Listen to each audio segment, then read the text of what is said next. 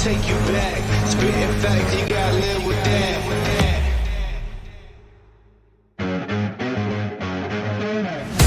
Who got it?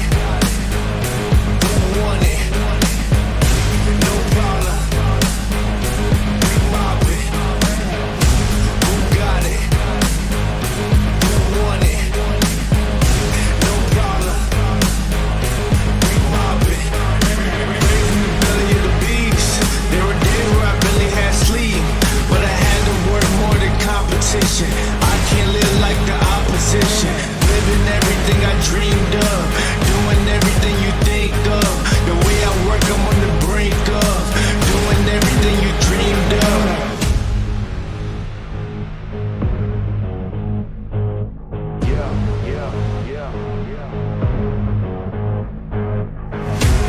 Only aim for perfection, ain't no half stepping. I'm gonna take you back, spitting facts, you gotta live with that. Who got it? Who want it? No problem, bring mob it. In the city, plenty havoc causing. Do or die, it's either all or nothing. Best believe I'm leaving out with something. Anytime I got the crowd jumping, throwing reds, you know they fist pumping. I'm the king of dysfunction. What would you do if you had my life? Work like me, had them stripes. Would you go hard just to have that ice? Let her do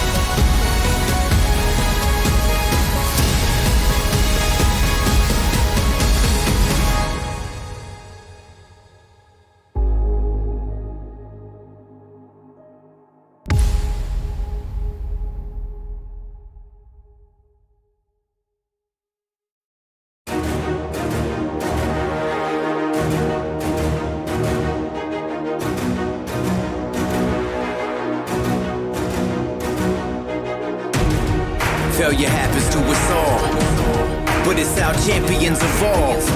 The only thing that matters from a loss is if you get back up when you fall. You gotta get up. Failure happens to us all, but this is how champions evolve. The only thing that matters from a loss is when you get back up when you fall. You better get up. You gotta get up. You gotta get up. I need you to get up. Get up. You witnessing a champ in the making, fueled by your passion for greatness. Yeah, but adversity and bad situations meet us in the middle of the paths that we taking. But it's what you do after that makes men. Will you quit or will you stand up and face it?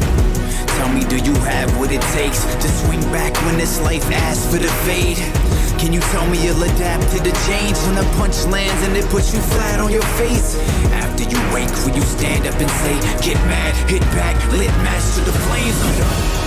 Failure happens to us all, but it's how champions evolve. The only thing that matters from a loss is if you get back up when you fall. You gotta get up. Failure happens to us all, but this is how champions evolve. The only thing that matters from a loss is when you get back up when you fall. You better get up. You gotta get up. You gotta get up. I need you to get up. Get up.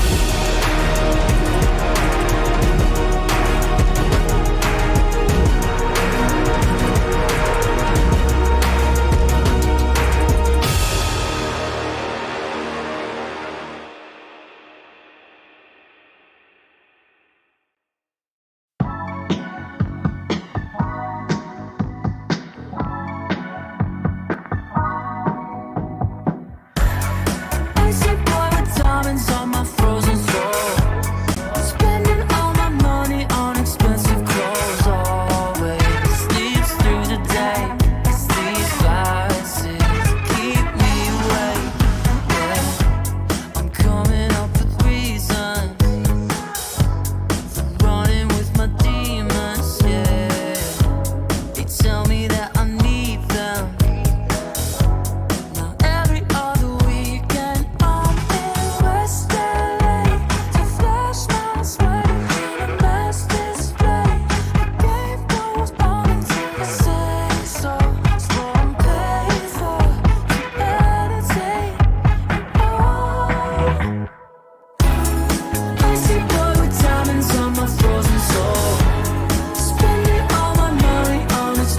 clothes.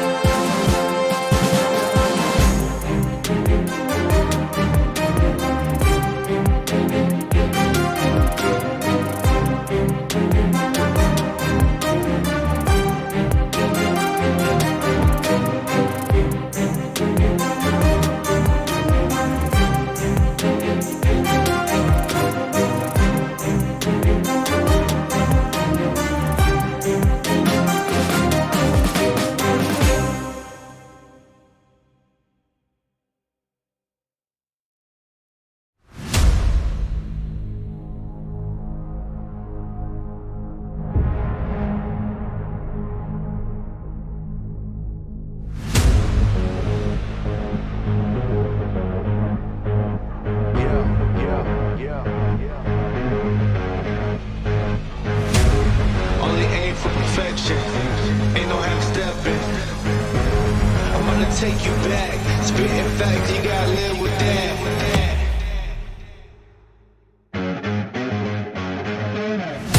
Who got it? Who want it? No problem. We mob it. Who got it? Who want it? No problem. We mob it. Raised in the belly of the beast. There were days where I barely had sleep, but I had to work more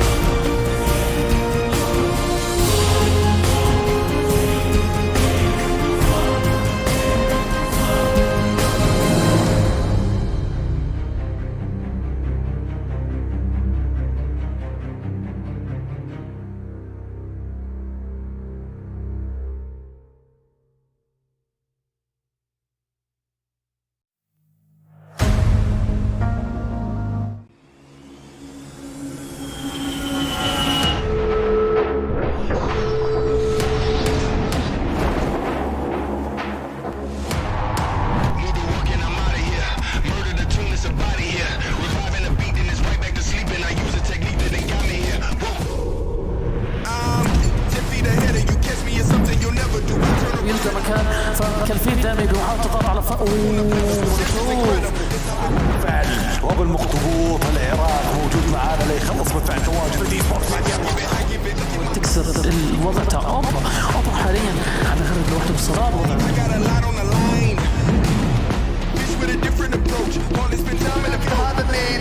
الليد لم يكن في مكان مناسب. سيكتور يا سيكتور يا سيكتور يا سيكتور.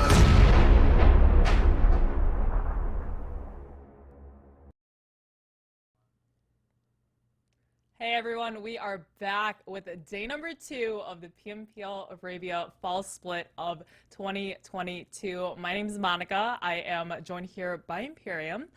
So we are going to be seeing Highland Wolf a little bit later in the week, but we'll be taking some turns casting for you guys to bring you all the action for here in this split and seeing who will be the champions of this region. So here it is, Imperium, tell us. Yesterday, so much action. I'm really excited to see the rest of it today. Yeah, it was a good start in yesterday's games. Of course, with it being the first day of PMPL full split, it's a really big open door of between teams coming back from their spring split. A couple of kind of new rosters with the shifts that have come through, a couple of acquisitions, right? And I personally wasn't disappointed. We had the usual up and towards the top of the standings with NIGMA Galaxy topping it. But I also was happy with some new teams who really kind of showed up and showed strong and at least gave us a bit to look forward to coming into today's games. I have been reading everything on the socials that you guys have been saying about your teams. I love seeing all the support, especially in YouTube chat and everything. So you guys spamming the names of the teams that you guys support, and follow us on Facebook, see us on TikTok and on Nemo as well with the hashtag PMPL Arabia. Let us know who is your favorite team. Who do you think is going to win this region and be the best of Arabia? We also would like to tell you guys this show is brought to you by Monster Energy, our official energy drink partner. I don't know if you drink any Monster Imperium, but I am obsessed with the Ultra flavor, Ultra kind of line. It's all zero sugar. My favorite one is Peachy Keen, and I drink it, you know, on the daily. To be fair, I think more so Ireland at least has like way less flavors available compared to America. Where you are, America just seems to always have like so many more flavors available. But indeed, I do like a good Monster Energy drink. It helps perk me up a little bit more, especially when I'm getting ready to cast all of this insane action that we're gonna see. Yeah, we, you know, so much action. I was telling Imperium to save some energy for the later parts of the game because I was watching the matches yesterday. I'm sure you had firsthand as well, and it was just action after action. It was just, you know, unrelenting for all the teams just ganging on each other at the very end. Yeah, let's have a look at the format because obviously if you're just coming into this and you're not really sure how it works and if this is your first PMPL that you're watching, first of all, thank you for being here. It's great to have new viewers, and anyone who has watched previous PMPLs will be very familiar with the format that we have, right? We start with the league days, Monica. You have the 20 teams, 5 groups. Then you have the top 16 teams across those league days that make it into the Super Weekend, and that's when the important points really need to be picked up.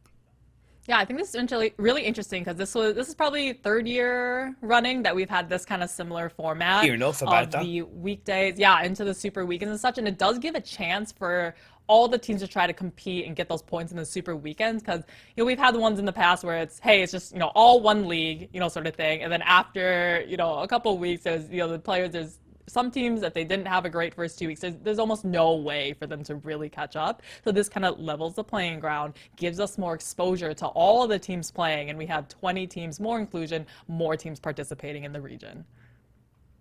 And getting to the finals is where it really counts, right? You want to be the best of the best, and getting through the Super Weekend, whether it's 1, 2, or all 3 is one thing, but once you do make it into the top 16, that's where it really counts to get through to the finals. And may ask, how do I get into the top 16, Imperium? I don't know. Well, this is the points. This is how this system works. It's very familiar at this stage of the game, Monica. Yeah, the points, this is probably the third year running. Before, if you guys remember 2019, beginning stages of PUBG Mobile, first place was like a 30 points and then a 22 points after that. And changing it like this, making it so much more, putting so much more emphasis on those elimination points, right? It's 15 points for a chicken dinner, but every elimination is that 1 point. And you see teams that maybe they finished a little bit lower, fourth place or something, but they're really able to rack up those eliminations and beat out some of those more passive teams. Maybe they, kind of rolled into first place, but not a lot of eliminations. It's really, I mean, it's what we love to see, right, Imperium? All the action to get all of that. But all these points, though, we're gonna see how it converts into our prize pool for the tournament. $150,000 total money available. Each one of the teams across the league stage will guarantee themselves $2,500. And then in the chicken dinner, in the super weekends, it's a total of 45 grand. So that's 45 games, $1,000 per chicken dinner. And then there's a separate prize pool for the final, which is also nice to see. I mean, that's a lot of cash money, right? That's a lot of money that you can, as an organization, I know there's a lot of organizations in this region that support these teams and try to, give them what they need, the resources, the coaching, everything to make them as good as possible, really using this money to kind of better the team and then also be better in their equipment, what phones that they play on, just everything that revolves around being a pro esports player. 10,000 for first is good in the finals. I'm curious to see who's going to rock up the most in terms of chicken dinners in the super weekends, right? Because Rico, or now known as R8 in the spring split, they got themselves 8 chicken dinners across the super weekend. So that was automatically 8 grand for themselves, never mind what they did in the finals. So from a financial point of view, the incentive with it, for me at least, is in those super weekend games, in that winner chicken dinner, 45 grand totally. You can grab yourself a good bunch of money from there. You're going places. Yeah, this was a team that Highland Wolf, he was really telling me this is one of the biggest growth stories for any team R8. And I mean, you say it, we all say it as casters. We love seeing the teams that stay kind of all together and able to grow together versus, and I mean, we do have a big mix of teams as well. It's completely new players, just kind of, this is the first time they've all kind of competing officially, and seeing how they will eventually do.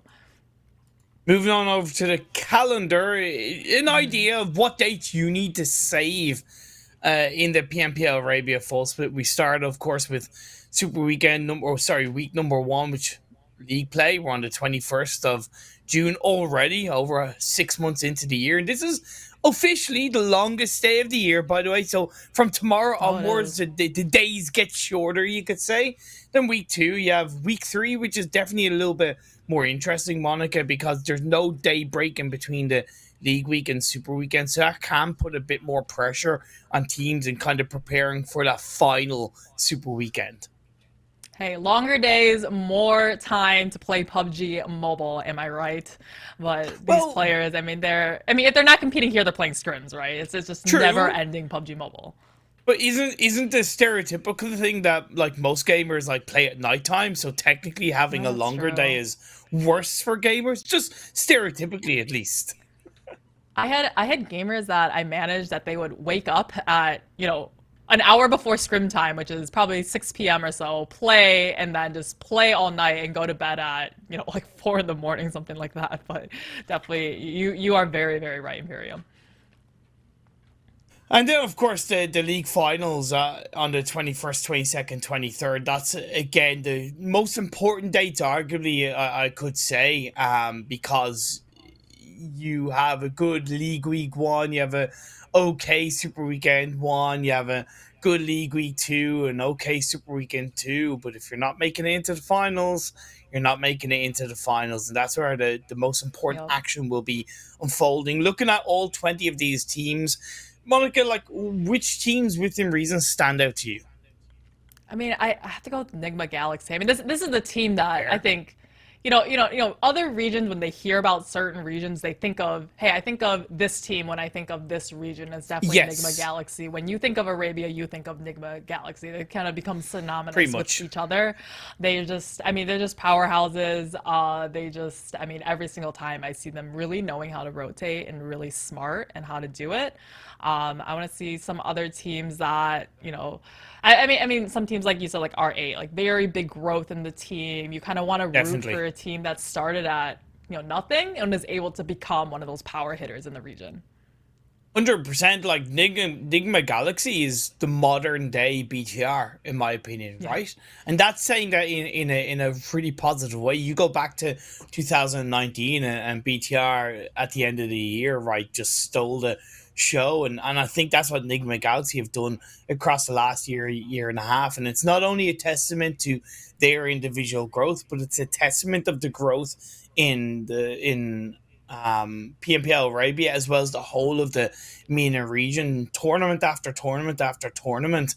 All of these teams, all of these players across so many events have just tried to improve, have done their best to learn from every single failure, even every single success. And we are seeing this PMPL Arabia become extremely competitive, extremely close, and all these teams have an opportunity to make a big name for themselves, and yeah, hopefully become the next Nigma Galaxy.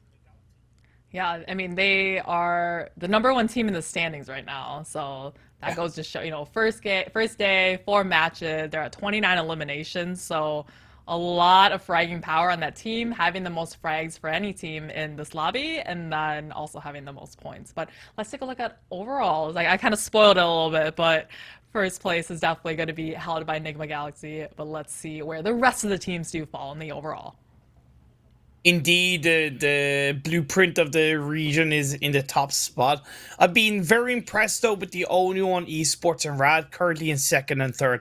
Of course, with the only being 4 games, it's a minimal amount to really kind of go on, right? And that can very easily change. And I talked about this with Highland Wolf, where at the early stages of a tournament, the teams that overall might not end up doing that strong, that well, can kind of take advantage of that by coming out of the gates a little bit more heavily swinging. But it certainly makes sense with the only one, because they have a lot of experienced players on their side.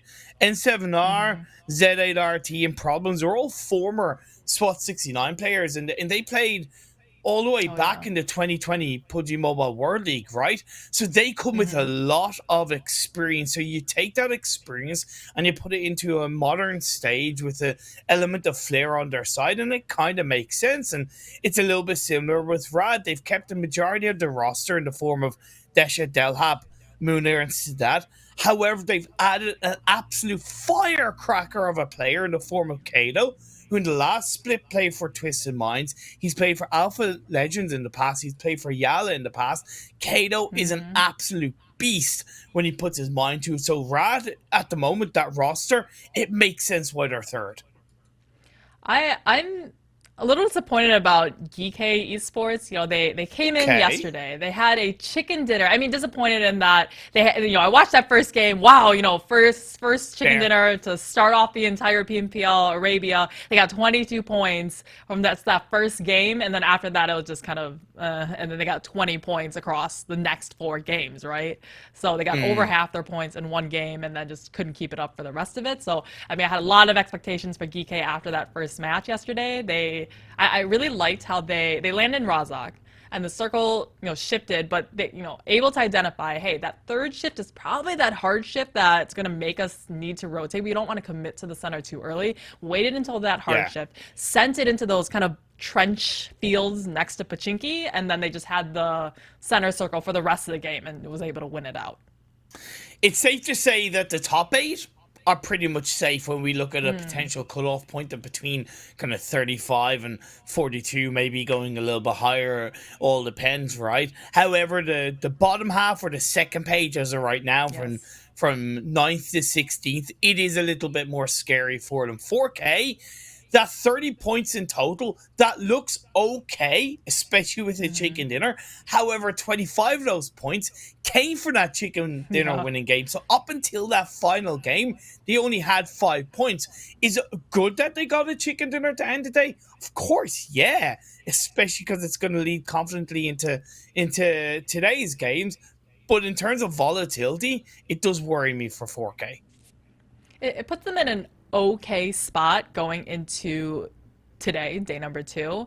Because, or again, this is, you get the points from the first day, the points from the second day of just the league play, and then you'll try to qualify into the super weekend. So the ones that are really on that chopping block, it's going to be Team Falcons, Road to Glory, Curd 12 Esports, and Triple Esports out of the bottom 4. And if you don't make top 16, we're not going to see you this weekend.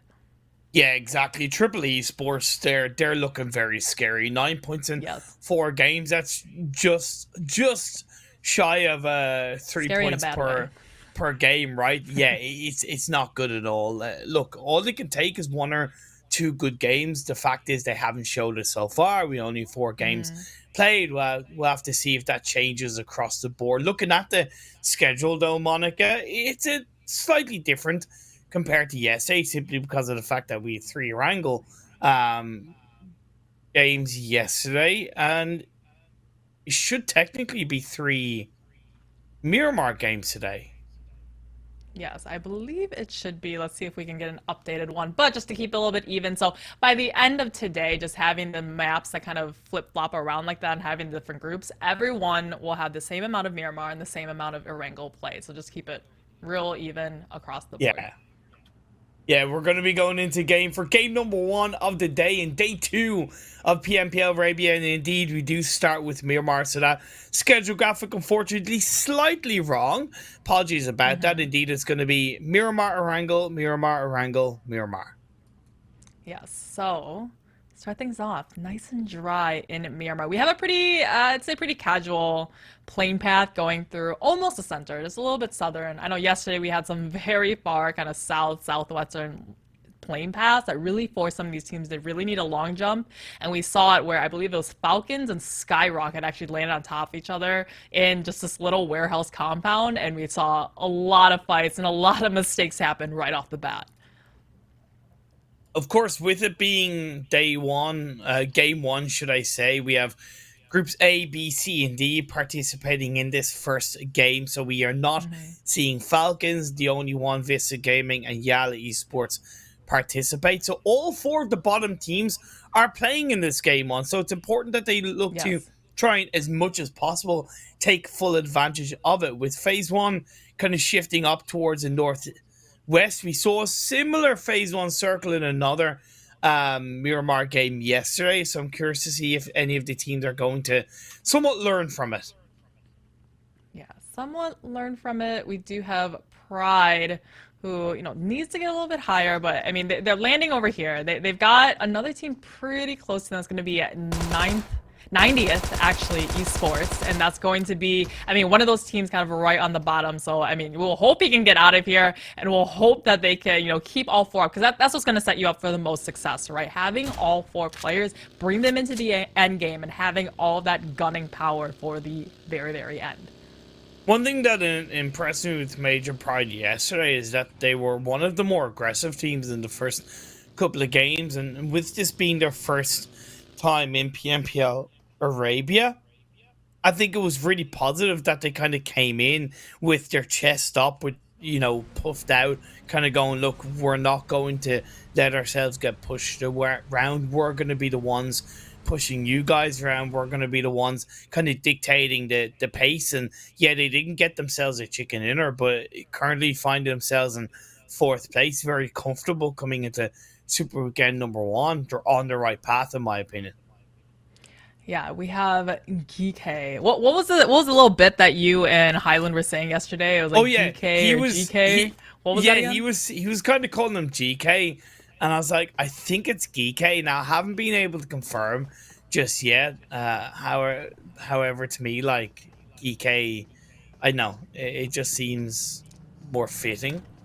I don't know. Maybe You say one way, I say another way, and then one of us will No, be but right that's gonna until we but that's gonna confuse like me, and it's gonna confuse the audience. You'll be like, which 21st team is that you're talking about over there? Yeah, it's like there's like 17 teams playing. You've got a GK and a GK. We'll just decide to mispronounce or not mispronounce, but differently pronounce every single team and just confuse everyone, including ourselves. So how would you mispronunciate POWR Esports? POWR. I mean, like POWR. Okay, so you just put that little POWR. POWR. Yes, that's gonna be our little Jesus. nickname for them. Fair enough. I honestly, I kind of can't really argue with it. Twisted Minds, they're a little bit of an adjusted roster compared to PMPL Spring Split, and I would argue a little bit of a, with all due respect, a little bit of a downgrade. They lost Rokus and Kato from the Spring Split. Kato, like I said, has a wealth of experience and is a very dangerous player. And Rokus, he's a constantly growing player. He comes with a good bit of experience, and he was in the IGL role for the first time back when he played PMPL Arabia, or at least for the second time, and I think he really grew into that role quite nicely. Whereas this split around, they have, of course, they've kept Vigors and Dami. Fun fact about them, Monica, and I'm saying this to you, they're actually twin brothers in real life, and they brought on Ragnarok for NASR and Anas and Fidan, who have played in the last PMGC for. All right, so like when I say it's a bit of a downgrade, I don't mean like in a bad way to the players that they brought on. Just in terms of Twisted Minds, I think impresses in a lot of positive ways in this spring split, and I think it's important that this Twisted Minds roster, whether it's today, tomorrow, first Super Weekend, second Super Weekend, kind of live up to that same expectation, if anything, kind of surpass it. There always seems to be twin brothers in every single region in at least one of the teams, because you mentioned Damian Vigor is correct from Twisted Minds, Yes. and then I just did West EU earlier this year, and we had two also twin brothers that were on the same team, and then we have the obviously very infamous Luxy Zuxy from are they? BTR. So yeah, who are they? Who? Tell me a little bit more about them. But no, I mean, we want to Yeah. see that. I mean, you'd think they have that twin telepathy, right? And they're able to kind of know exactly what the other person's going to be doing, and just having that kind of synergy of obviously growing up and being Yeah. brothers.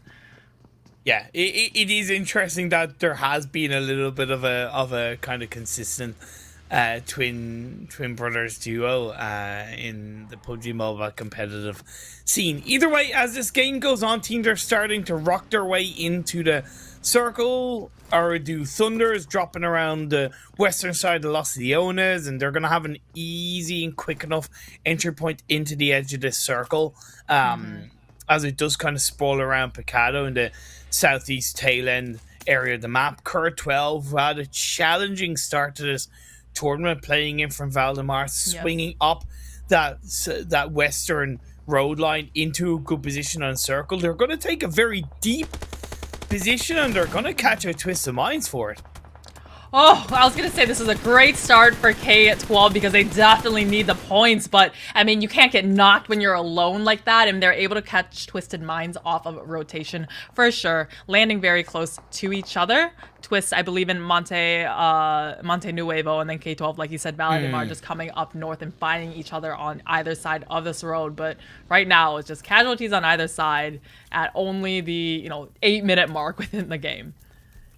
Interesting that Cur12 haven't really looked to be more aggressive on this push. Yes. They know that they got 2 knocks, and although they've confirmed a player down against them, you gotta know that you have that body advantage, and that in turn can be a big difference maker. Vigors is doing a lot of work in that backline to support his team, and yeah, I would say this is a little bit too passive from Cur12, and they're allowing Twisted Minds to get back up as a full squad. Oh, we saw the headshot come out on M24. We're for sure going to see that on the highlights later after this match. But Twist, they do finally lose one. So right now, I believe we are 3 versus 3 if Curd12 can get their third player up. But I don't know, both these teams just kind of playing mind games with each other and not a whole lot to show from it. Curd12, they did recently win the Snapdragon Pro Series by PMCO and booked themselves a spot in the PMNC later on in the year. And it does go to show how much that there is a bit of a skill difference in between kind of the tournaments that are preparing teams to get into competitive level and the competitive level tournaments such as the PMPL, because they look so much different in that series, in that tournament, just simply because the skill level around them wasn't as high. And in the PMPL, where you're more heavily punished, they have struggled in day one so far. Well, there's a difference between playing the kind of more community events, right? And you're more, are you actually doing something right, or are you just capitalizing off the mistakes of the other teams in the lobby? Versus once you get here, you can't get away with these kind of, oh, we rotated a little bit, 5 minutes too late, but that's okay because no one else in the lobby really took advantage of that. But here, you can't do that. You need to be rotating on time. You need to be rotating in the right way, so you're not going to be an open target for these teams, and you can't be rotating through teams like K12 rotated through Twisted Minds.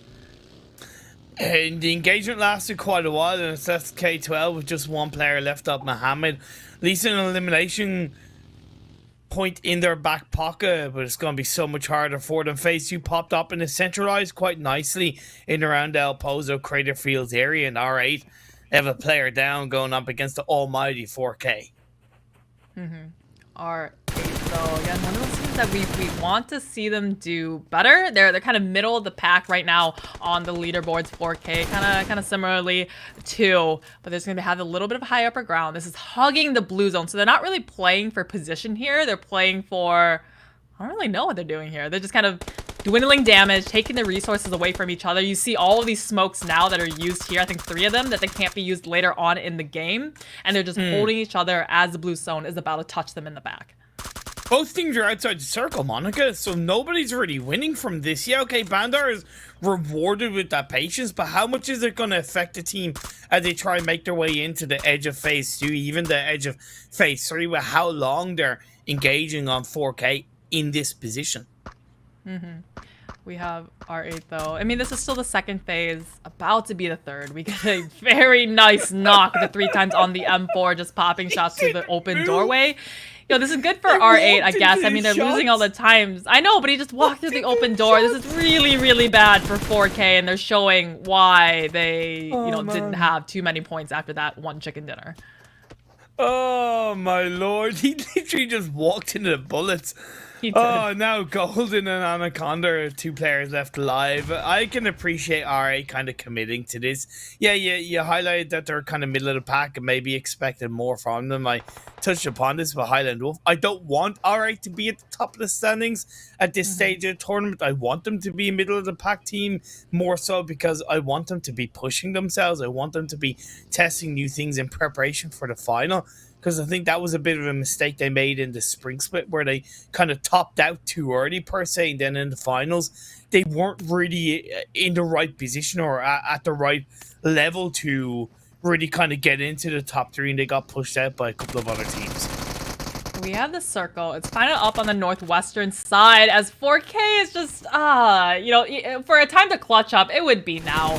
As we have the circle, about to shift it one more time, but ooh, Golden actually finding a very opportunistic angle from the left-hand side, about to get a secondary knock, and it's going to be the play zone to put him down on his knees. So R8, I think, biting off a little bit more than they can chew. And now in the, in the situation exactly where 4K was at, and they're just losing players out in the blue zone. Yeah, look, they're committing to it. I'm not really going to comment on it too much. Phase 3 indeed did shift on out. It went down to the southwest. Golden is able to try and do something to get a second knock, but he goes down to the blue, and that's the way it goes. Nothing he could really do. Teams that are in this good position of the circle, definitely at the moment RTG. They're in that compound that's to the, and that hill to the west of San Martin. Actually, no, sorry, not RTG. It's this side of POWR. POWR in an absolutely fantastic position. RTG not too bad as well, to be fair to themselves. 90th, 90th, 90th. I mean, they have the really high upper ground here. Pride's still rotating on past them. We see now as we get into kind of mid-stage game, about the 14-minute mark, where the teams are really starting to blow up into fights. Everyone trying to, you know, converse into the circle. As we see, another R8 member is lost here out on the other side of the map. So, I mean, I had high hopes for R8, but this is definitely not the start that they want to day number 2 of PMPL Arabia. Brad, moving into the northern edge of the circle, you do have OOREDOO Thunder in around these two teams, by the way. So they're kind of pinched and they're afraid to kind of move too much. They hear a lot of bullets, but they're not really in a position where they're able to take full advantage of it. 90th minute in their own right. This spread might be heavy, but they're making those shots count, and they're able to pick up a knock into one of the major Pride players. Major Pride there. I mean, it's very hard to finish a team like in this general area, right? Like you can get a knock, long range distant knock, but you know, as I say that, we have OOREDOO Thunders coming up on the back, but you know, they're both kind of gang up onto Major Pride here. We have now NASR actually joining it on the action. So basically everyone is just kind of farming down on the 90th minute, and then now OOREDOO Thunders is, I mean, this is just 4 different teams all on top of each other in the southern side of the circle. I really appreciate them from OOREDOO Thunders, because I think they were doing a great job of kind of tracking the elimination feed and really listening out for the audio cues and how that correlated to the elimination feed, right? Because they moved and pushed as soon as that second knock came through onto the major Pride player, and you can connect those dots if you are on point enough. And the fact that OOREDOO Thunders had moved meant they had time and a little bit more freedom to track that elimination feed. They're still not in the most comfortable position though, because even another team is swinging through on that south side. That's Triple D. Yeah, they have this circle though. It does come back over to the power grid area. So GEEKAY, the ones that, you know, we're wondering about how to pronounce their name, but you know, they land over into Picado. They just came up into the power grid. They haven't really seen anybody yet this match. And this is exactly what they did in the first game of Erangel yesterday, right? They just kind of stayed, you know, stayed their lane, stayed all 4 alive, and kept it all, you know, as many as possible into the late game. And I think they're really setting themselves up right now for at least a top 5 finish, if not winning the match. I'm going to preemptively kind of call it right here, but you know, I'm really kind of hoping for them. Saw some great stuff from them yesterday. NASR have the southeastern edge of the circle pretty much locked down. A massive spread on the big sprawling hills of Picado power grid to the more western side, and that in itself gives a lot of area control for the likes of GEEKAY, possibly 90th minute K12 solo player Mohammed pushing in. Rad have a bit of a distance to go to make it into the northern edge of the circle. Like I said, very comfortable in the overall standings and qualified for this first super weekend, so they won't be under too much pressure across today's game. So it does give them the opportunity to try some new strats. Yeah, definitely Rad sitting so comfortable because they are number 4 on the overall standing before this match versus a team like SKYROCKET that is shooting at them. They're right on that 16th position. All eyes are on them to try to, you know, from all the teams below them, trying to jump up over them into the standings. But Rad, they are able to find a little bit of a dip just on the side of the road, just on the outside of the circle. So they're still going to need to move once again very soon. Our esports are just waiting on that northern edge of the circle to gatekeep the likes of Rad, possibly SKYROCKET, even to an extent RTG, depending on how they play it through NIGMA Galaxy. Not really finding an entry point as of right now. That takes a ton of damage, down to half health, and is forced to scale back down. And this is Sky coming up, SKYROCKET's coming up even closer to Rad. So one of these two teams is going to have to win this fight, because this is almost impossible just to disengage, get in your cars, and drive away, as a Wanted does get knocked on the other side of this hill.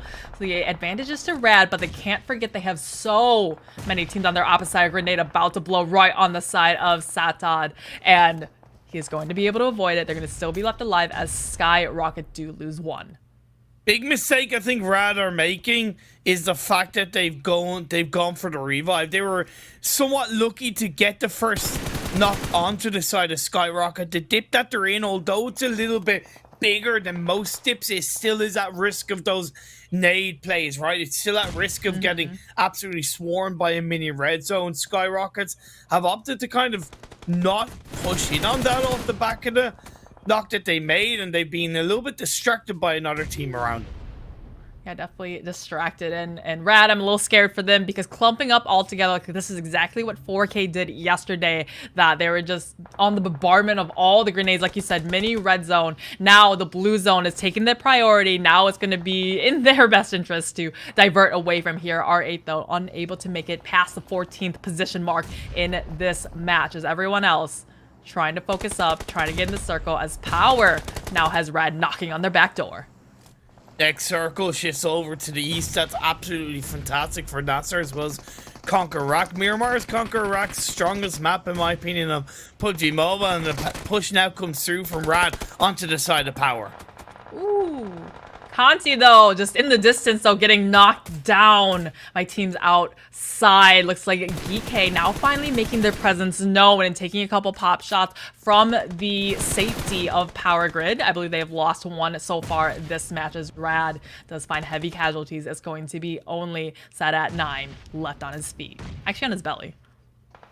I don't really get how POWR lost 2 players and how they weren't really more aggressive. They had the kind of edge of circle control, and Rad, although they've gone out, did do a lot of damage in the process. SKYROCKET Esports, they're eliminated as well, and CONQUEROR have kind of spread 2 players onto this northern edge of the circle in the form of Riva and Caliga. So Rio Groza supporting them from that northeastern side gives great ability for CONQUEROR to set up for some late game control.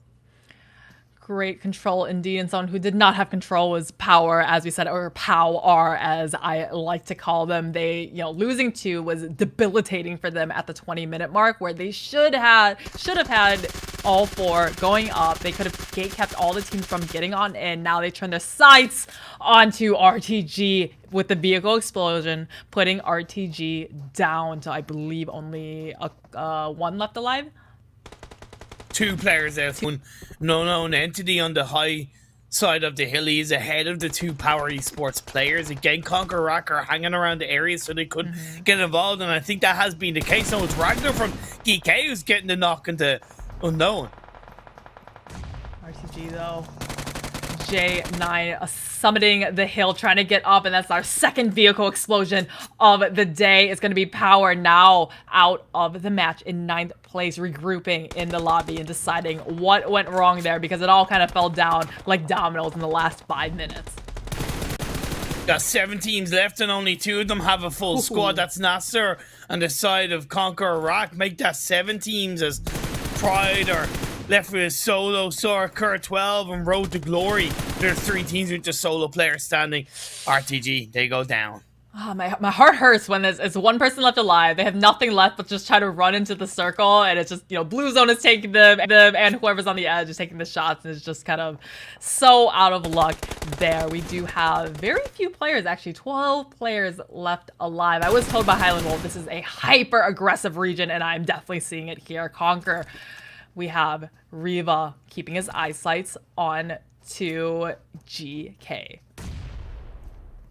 GEEKAY, Monica, it's okay. I'll let you away with it. Or are you actually going for that where you're going to say GEEKAY and I'll say I was thinking GEEKAY? I was like, best not to confuse everyone. Fair enough. Either way, he's doing a great job of suppressing them. The blue zone is going to start closing in the next 20 seconds. The circle is shifted down south. East, once again, great for NASR Esports, who are still up as a full squad. By the way, Tits and Minds have 2 players left. The final player, K12, all credit to him. He stayed alive and got his team into the top 5. Who was it? Didn't you have a nickname for a team? You called them like the cockroaches of, I believe it was North America. They were always able to just it was like 1 player always able to just get into top 5 by the skin of his teeth. But it's going to be Conquer this time to put an end to GEEKAY. Only 1 player left up, and he's running for his life.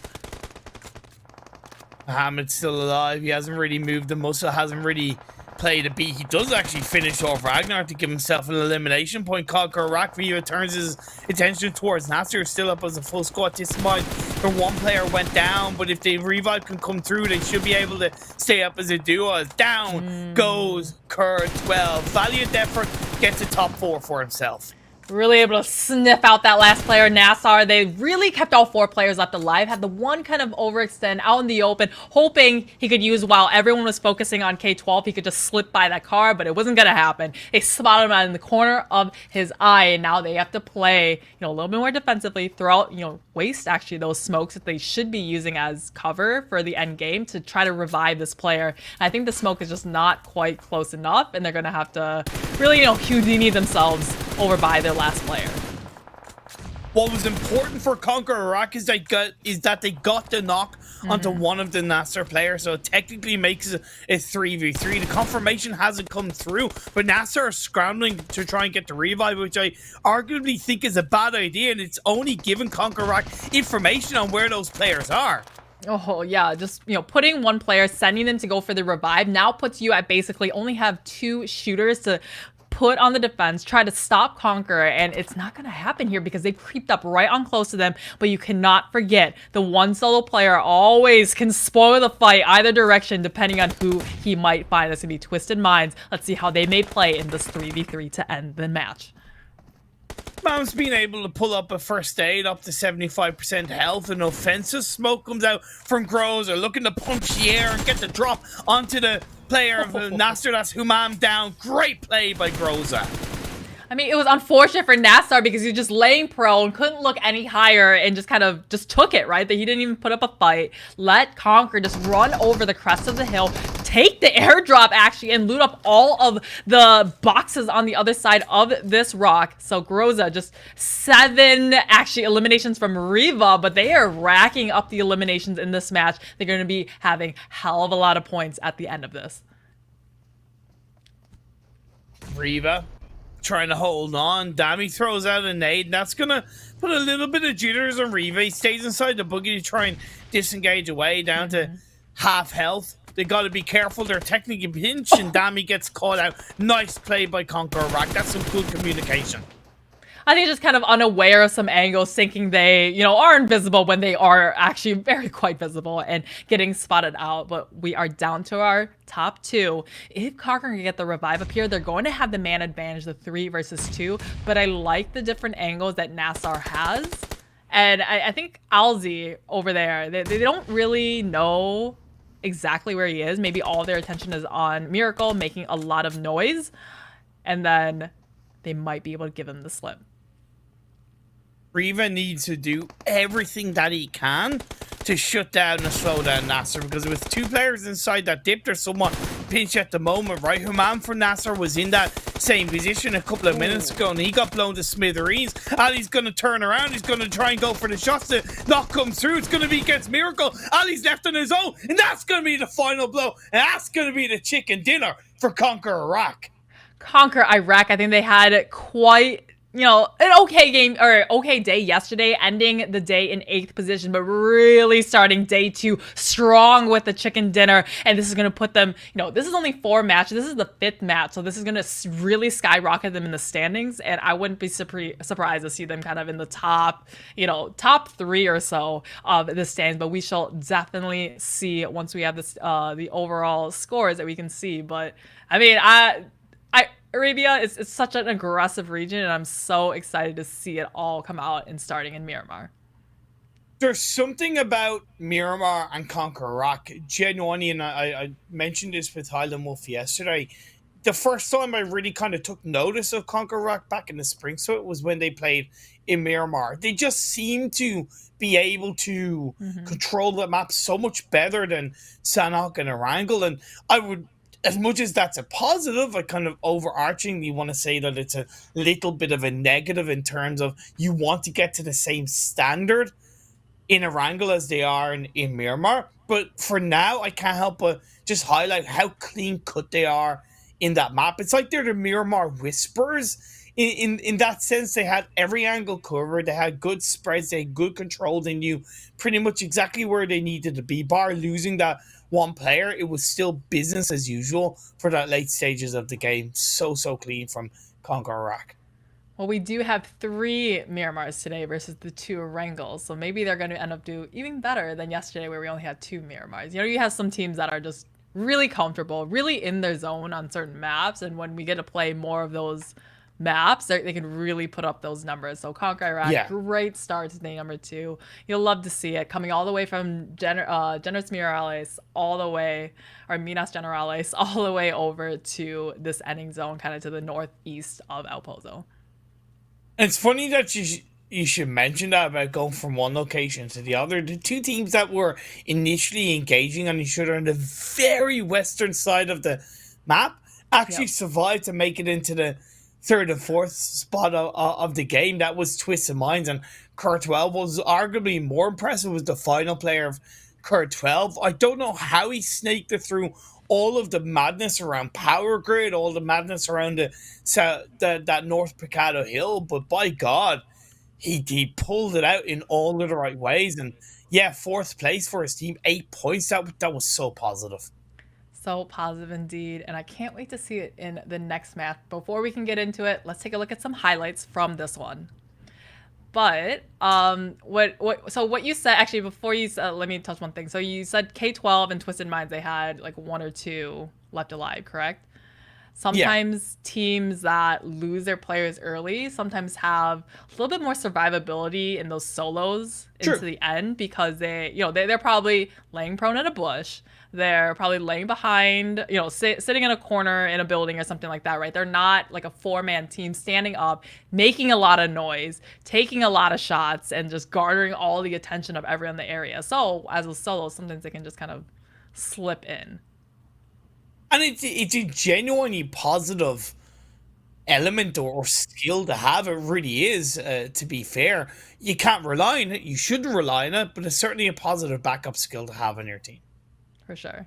So I think we're ready for the highlights now. So let's take a look at all the action from this first Miramar match.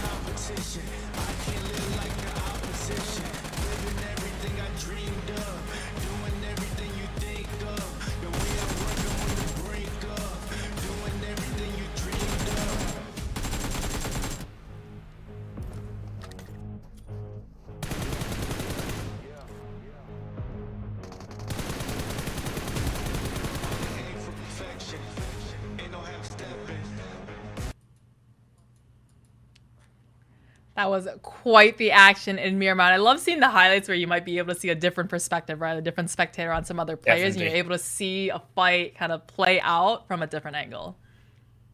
The one movement that was so like perfect for me, and I think it was Riva, as far as I know, when he threw that offensive smoke onto where Human from NASR Esports was in that dip, and then pushed that.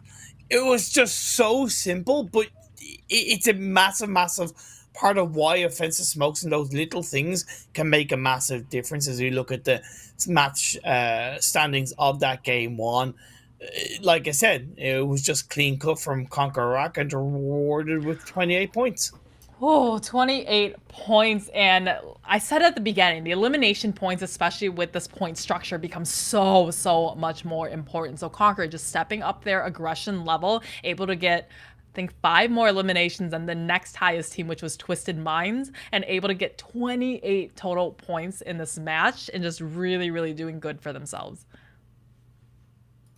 Great for NASR Esports. They were coming into this game in 15th place on just 22 points, so getting 17 will put them a lot more comfortably towards that kind of cutoff point and into the first super weekend. Very similar for Cur12, however, they were looking a lot more dangerous than NASR Esports, down in 19th place and only 12 points. So in this one game alone, Cur12 have over doubled their total points. They still have more to do, because no doubt about it, other teams who were around them coming into today's games will probably step up in a bigger way. However, for their own confidence, although it's not ideal, getting those 11 points will be a big positive. Yeah, definitely put them probably just above the chopping block. But I mean, we see Curd 12, we see Road to Glory, and I think Team Falcons though. I think they're are or sorry, they're not quite in yet, but definitely changing things up a little bit. But this is going to be they only have 4 chances today to try to get some more points because they're playing 4 out of the 5 matches, and this is decent, but they definitely need a lot more to kind of feel a little bit more secure in the overall. Moving on to the second page of the match rankings for this first game of the day, Triple Esports. I'm not really going to mention them much more today because until they produce something, they shouldn't be considered. At the moment, they're in 20th place on a total of 9 points. 0 points from that game. They're now 5 games played and they're still only on 9 points. That's less than 2 points per game, Monica. And that speaks for itself. That's it. That's a sentence. That's a message. I hope that Triple Esports can produce better, but I just, that's it. Yeah, definitely. I mean, Triple Esports, that's one of the teams at the very, very bottom, and they got 0 points this match, so definitely is going to hurt them for sure. But we do have the rest of the schedule for today, so we are moving on into Erangel next, and then flipping back and forth. So overall, we will have 3 Miramar and 2 Erangel. Yeah, indeed. The schedule graphic is right. All is balanced in the world as we get ready for, of course, game number 2 today. Moving on over to Erangel. I hope that the teams who didn't do the best yesterday, we are going to have, of course, a new set of teams playing in this game. I just hope that there's going to be a little bit more, just a slight more of an adaptation from yesterday's games to today's games, and that we see that little bit of a difference between. Yeah, Erangel, I mean, this is the map that everyone, not just the players, not just us, not just you guys, but just, everybody knows the most, right? This is the first map that came out in PUBG Mobile, and this is the one that I think most people find it the most competitive, right? It's just like it's not so crazy as, Sandhawk, just crazy small map and just a ton of action. Miramar, where it can get a little treacherous with all the hills and everything, but Erangel, I think everyone really, really loves this map. It is PUBG Mobile, just as is the Grizzly set that you can get your hands on in game. All you have to do is log in on game and collect all the Grizzly Bear card collections. You can get yourself a wonderful US skin, a helmet skin, and that all beautiful kind of full bear skin suit. Would you wear that, Monica? I definitely would. I know there's players that, they just collect every single outfit, and you see ones that are just completely stacked in the outfits, the skins, and it's like, well, each match you can only play one skin, but it's kind of the bragging power, right? Like, oh, I have, 10 SKS skins. I have, 20 parachutes, stuff like that. So, yeah, I definitely would, and it definitely looks like a very warm outfit. Exactly. We're going to be getting into game number 2 of the day in the second day of PMPL Arabia. Once again, after today, we are going to have our first Super Weekend team secured. The top 16 teams out of the total 20 will make it into that all-elusive first Super Weekend and give themselves the opportunity to pick up some money for the chicken dinners and, of course, those very, very important points to make it into the finals of PMPL Arabia.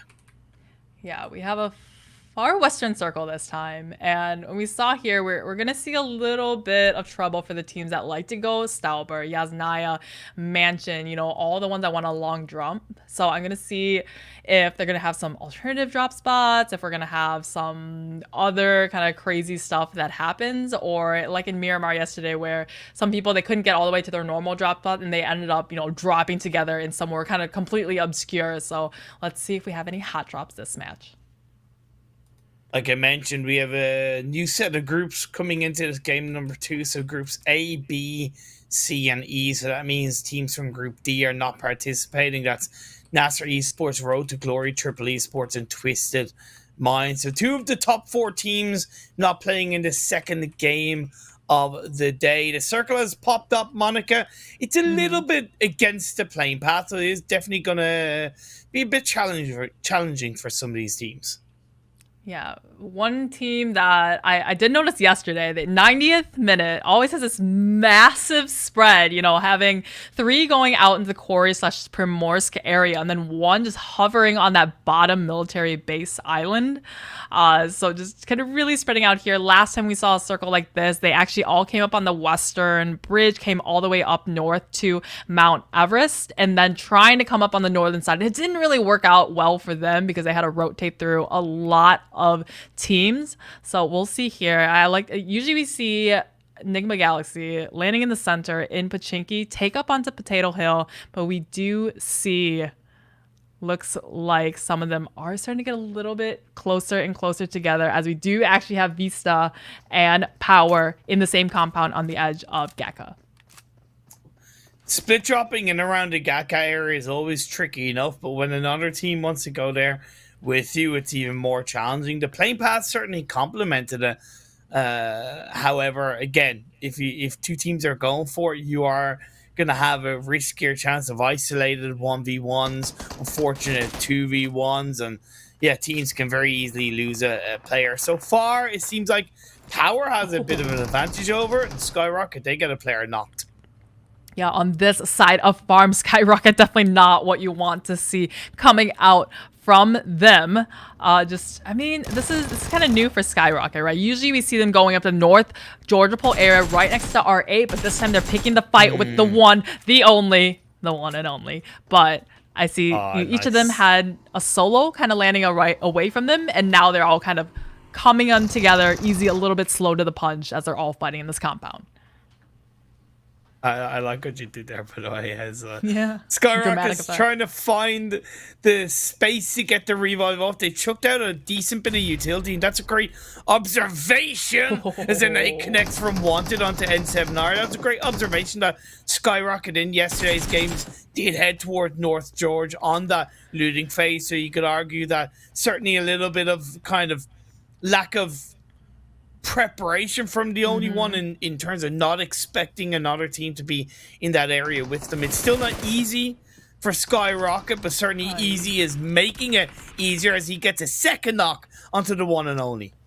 I mean, this is kind of a classic, just taking a fight just a little bit too early in the match. Everyone's not really looted up. I think I saw some level 1 helmets, probably just a couple of grenades and such. SKYROCKET now forcing the pressure onto this lone member of the one and only behind the corner as he does come out and does get knocked.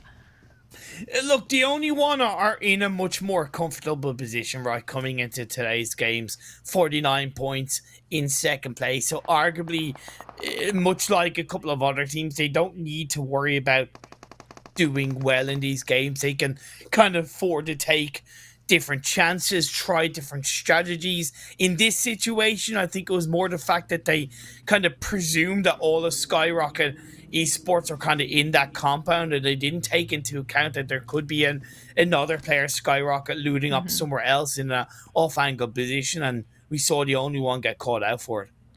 I mean, the only one this is their first match today, I believe. So what a way to welcome you to PMPL Day 2 with just losing 3 players right off the bat. It's only going to be Luffy with 4 Ys just hanging out behind this rock, literally stuck between a rock and a hard place. He hasn't got a helmet, hasn't got a vest, he hasn't got any healing. Look, Luffy, do you watch One Piece?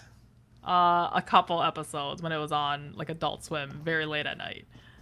I thought you might be able to make a One Piece reference to Luffy being on his own. Oh well, he's down though. He's down. He's out of here. Down go the only one.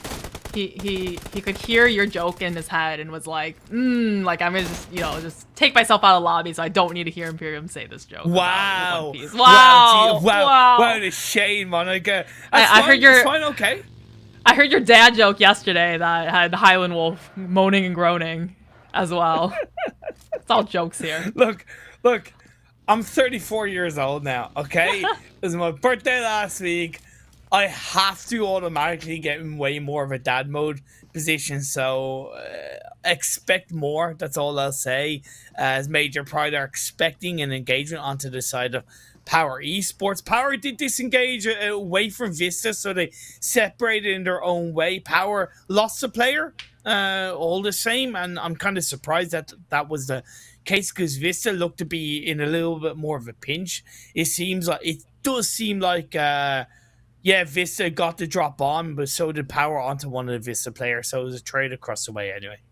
Yeah, rad. This is going to be down into the Novo Crates area, which yesterday I did see them kind of landing out in the Milta area. So I think just seeing this and then knowing that the spot is going to be free, I think they picked a good spot. This is such a concentrated area of loot, lots of level 3, lots of attachments as well. And it's a quick loot, right? It's all on top of the crates. It's within those houses over there. But they're going to have to cross that eastern bridge at some point and hope that there isn't another team set up to potentially gatekeep them.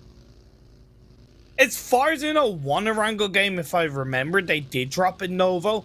By the way, I think maybe it was a different team. Maybe it was a different team. I'll be honest. I kind of don't quite remember. My old man brain is affecting me this time around.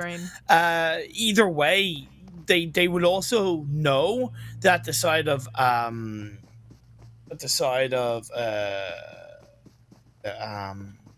Dad brain. OOREDOO Thunders, they drop a military base, so there is automatically a second team in Military Island. So them waiting until phase 2 pops up makes even more sense because you're less likely to engage with the team either in Military Island or on the edge of the mainland. POWR, though, they're going to be well within the mainland, though, just driving right on through ruins. They're going to be hugging that western side of the circle as you do have OOREDOO Thunders thundering their way into the center as well. I see a lot of these teams, they like to take just slightly off center, right? It's not dead center. As I say that, GEEKAY, they land in Rozhok. They're just going to be centering up on that school hill, having huge vantage lines of all the way around. And GEEKAY, I do commend them. I usually see them setting up in a way to just get as much information as possible. Circle centers up one more time, and I think they're all preparing for that next hard shift. The river's still in play, to be fair, Monica, on the southeast shift. Most of the south river is, of course, occupied, so you're going to have Potato Hill, the Yasnaya Fields, the kind of hill to the south of Yasnaya Fields, all possibly controllable. And if you want to kind of go a little bit deeper, the garden compound that's to the east of Rozhok could also be very controllable. As we do have, looks like a K12, Kurd 12 rotating up on the northern side. This is going to be over by Yasnaya now. We got FALCONS joining in, and this is one of those teams right on the bottom of the leaderboards as well. And they're going to really, really need to make the most of the next 4 games if they want to qualify for the Super Weekends this weekend. YALLA, going for that garden compound. I like the fact that Safe is on the hill to the west of it, just to try and scout for any information and teams who are around that Rozhok area. Right now it's GEEKAY. So being in that vehicle allows him to scout and dodge the bullets pretty quickly if they do go in his direction. All right, GEEKAY just setting up. I like how kind of spread out there. You have one still in Rozhok. He's able to keep his eyesight. And this is, if you're playing a split like this, you want to be far enough that you can collect different amounts of information than the rest of your team, but close enough that in a pickle, say a full team, crashed up onto the top of school hill where his teammate is, he's still able to give him some support as the rest of his team does come and kind of cluster up to drive out this kind of invader team. As YALLA, though, all kind of, on the opposite side of that, all 4 of them are within this compound getting the same kind of angles of information. 19th minute, swinging through the south Chinky Hill area. Still 15 teams, 58 players alive. A little bit of a calm before the storm, Monica, right? Phase 2 blue zone just closing its way in. Still quite a number of teams on the edge of the circle. On the very edge, indeed. It's good for some of these teams that, yesterday I watched, I think it was the first Erangel game yesterday, that everyone in top 4 was outside of the circle at this point in the game. They were not overcommitting to a spot within the circle, allowing the circle to kind of make their next moves before that hard shift in the third, fourth circle, and then they committed to the center and found a good spot. And we do have the fight though. We have Rad finding one player knocked down and needing a pat on the back. Now, VISTA Gaming dropped into Pachinki in one of these games yesterday, which I found very intriguing. Yes. What I find even more intriguing is the fact that they've rotated into Pachinki. Do I like that NIGMA Galaxy are still around the Pachinki area?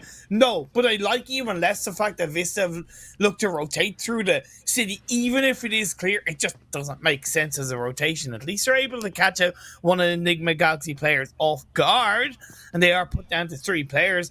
It's unidealistic in my opinion, because although they got the knock and the elimination, they're just as pinched as NIGMA Galaxy in the city. So we have VISTA. I know they landed in Pachinki yesterday. It was one match, and then the next one they kind of went somewhere else. So they're just constantly keeping NIGMA Galaxy on their feet. And we finally do see this hardship come out, shifting all the way over to the western side. So I mean, GEEKAY, like, you know, like I said, they kind of stayed put. Now they have like the first, you know, pick of the cherries, pick of the litter. They can just move over into Watertown and be right darn in the center of the circle, setting themselves perfectly for this next match. Yeah, Kidney Island still being in the mix is definitely quite difficult. A good chunk of the circle of this phase 3 is not necessarily unoccupiable, but it comes with a lot of risks. So we're going to see the remaining teams that do not go for that area kind of scrambling for Headshot Hills, edge of Headshot Hills, Watertown, and edge of Ruins to try and find an area of control. Yeah, OOREDOO Thunders, I know they kind of set themselves up on Potato Hill, had the information here, and it's always the teams that kind of set themselves up to progressively, you know, and it should never be, hey, where are we going to rotate next? It should be, hey, if the circle shifts here, where am I going to rotate 3 circles from now? You know, always thinking very proactively. 4K, you know, they had a great game yesterday. I think the last game of the day, they got a chicken dinner, but just couldn't really stay consistent enough to get a lot of points in all the others. And now we see the fight breaking out between POWR and 4K. That comes through. POWR, or at least initially be able to take a bit of control of this fight. Can't they? Firing from the side of the building. Golden goes into the shack, but that in turn does hold a lot of risk. Kalhaje gets a knocking down a Conda, so it's even more pressures for 4K. Nothing really no one can do than pre-fire on the edge of the US. Daz is going to be put down to half health, and this is 4K doing everything that they can to keep the fight in their way. They were able to get 1 revive off, so they're back up as a 3-person team. Definitely a very, very kind of awkward building to try to fight behind. You have 2 pressed up right into the sides of the building, throwing all the grenades that they have up on top of the rooftop, trying to get an opportunistic knock to open up this fight. But both teams, they're down to 3, and they have the edge of the Watertown and GEEKAY actually on the other side of the city, looking to maybe third party if this fight continues for a little bit longer. Yeah, it's stalemated a little bit for the time being, and that of course only potentially allows other teams to come in a third party. I'm sure GEEKAY, although they have a 2-2 split, will hear all of the shots that are ringing through the southern edge of Watertown, and of course nobody really from the Headshot Hills are going to be able to get too involved, nor will they realistically want to. So as of right now, like I said, this is somewhat of an isolated fight. Yeah, some teams, they just need to have that trigger control, right? And that push control as well too. Sometimes it's, you know, in the lower levels you might be able to just, hey, I'm just gonna push every single fight, but sometimes you bite off a little bit more than you can chew, and you actually put yourself in a really tough position. Circle shifts on down to the southern side this time, just the northern side of Watertown. A lot of these teams are gonna have to wide rotate into this new circle. Laji gets knocked. Nice shots that came out from Onanok. Is it Onanok? No, 1 knock. There you go. 1 knock. He gets 1 knock for his troubles, and the confirmation comes through at the hands of Golden. So that means POWR Esports, although they look a little bit more in control of the engagement early on, 4K have been able to turn it around. 4K just surprises me time and time again. Every time I think they're about to be eliminated from the match, they somehow are able to just play a reverse Uno card and just come out on top. Here we do have the fight finally occurring between VISTA and NIGMA Galaxy. It's going to be VISTA to get the one up on him, but Lord, to clean it up and eliminate VISTA, they say, Pachinki's our home. Get out of here. Look, VISTA, they were coming into today's games in 14th spot. They can't take these kind of risks. NIGMA can. I might not like that they hung around the Pachinki area, but it is what it is. And now we're down to 11 teams. Curd 12 holding on to the high ground around the Rosshock area. GEEKAY disengaged away and allowed them to somewhat set up a bit of control. YALLA, who were in that garden compound to the east of Rosshock, have tried to find a bit of a spot with them, but they're not looking too hot for the time being. Yeah, YALLA, this is, welcome here. And they're having a little bit better of a start than, I want to say, it was the only one, because they still have all 4 up. They've kind of bunny hopped on the back of GEEKAY. They used to have this kind of school hill area, and they come up over here. Lots of vantage points to be had here, but it's still not quite within. They still need to rotate into the circle, as we're down to about 2/3 of the teams left in this lobby. Team Falcons, surprisingly into the bottom 4 after yesterday's 4 games. It needs to be a massive turnaround if they're going to make it into the first Super Weekend, and it can start right here, right now. What? It's not really going to be the case. The trade comes through. Sanji was able to get 1 knock, but he was instantly returned, and I suppose credit to Team Falcons. That was the power of rotating and positioning as a full team. That was just, you sent one out too early. I think maybe scouting, maybe trying to find an entry in, and then just the rest of the team was just a little bit too short behind him or too far away from behind. So he just kind of threw him to the wolves and sent them all by himself. As we do lose NIGMA Galaxy, that is quite the shock, out in 11th position in Erangel. K12, they set themselves up not too badly, but Headshot Hills can be so unforgiving, and if you push too early, much like K12 have, you're going to pay the ultimate price. And although Falcons are in the blue, they've been able to single out the players at K12, and they bite the bullet. Powerful as not, but K12, they go down first. Definitely bit the bullet and chipped their teeth, because that was not what they wanted at all. Falcon, though, they're going to have that northeastern side as a circle. Hardship after hardship. I think this is the 3rd consecutive time it's gone into the southwest center, and it's going to be, I believe that's Pride, going to be holding up one of the only compounds left in this circle. And this is great for Major Pride, though. They have that one compound that not only overlooks the whole of Headshot Hills, but again, has that compound, has the hard cover. They do have R8 to the north of them, and that's going to be quite difficult to contend with, because although R8 are not in the circle, they have that little bit of a ridge side, and they can push onto Major Pride. This is such a hard circle to try to rotate it. You can see where all these teams are kind of all horizontally next to each other, because whoever goes first is going to garner all the attention of every single other team around them. And this is like flat land, slightly kind of some hills here, but it's really just, I think it's a patience game, and you got to wait and see for the best time. Timing is everything.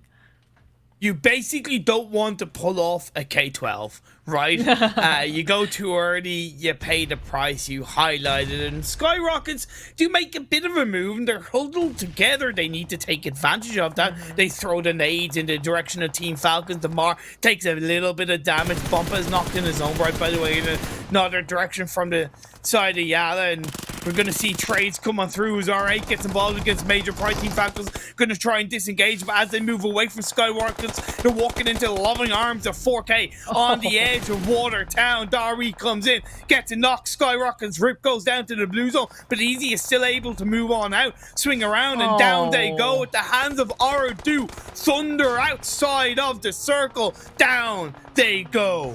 This was just Falcon and SKYROCKET seeing who can fly higher, and this time Falcon, the last player, is going to be caught out by 4K. Caught in 4K this time. Looks like somehow, again, surprising me time and time again, and still staying all alive with only 3 players, actually 2 players now, and 8 eliminations found already this match. Nice play by 4K, but the fight ensues between GEEKAY Esports and YALLA. Ragnar's dropped down to his knees. Safe is able to do a lot of work. Bomba needs to try and pull off a first aid. A potential third party from Smoke of OOREDOO Thunder could be the end of YALLA Esports. And all the while, R8, by the way, they got the drop into Major Pride. They said they could make that push successfully, and indeed they do. They have the control, they have the aggression, they have the golden spot to call their own. And as GEEKAY and YALLA continue to fight, Lath is knocked. GEEKAY, they just do this so well, and being able to keep all players. This is, I think, the second game that they've been in at least the top 5. YALLA fighting a literal uphill battle, trying to fend off by GEEKAY. They have the wrong side of the circle from YALLA and need to overcome to have it. But if they do, they're going to have one of the highest upper grounds in the circle, watching as all the teams on the opposite side are trying to claw their way in literal open ground.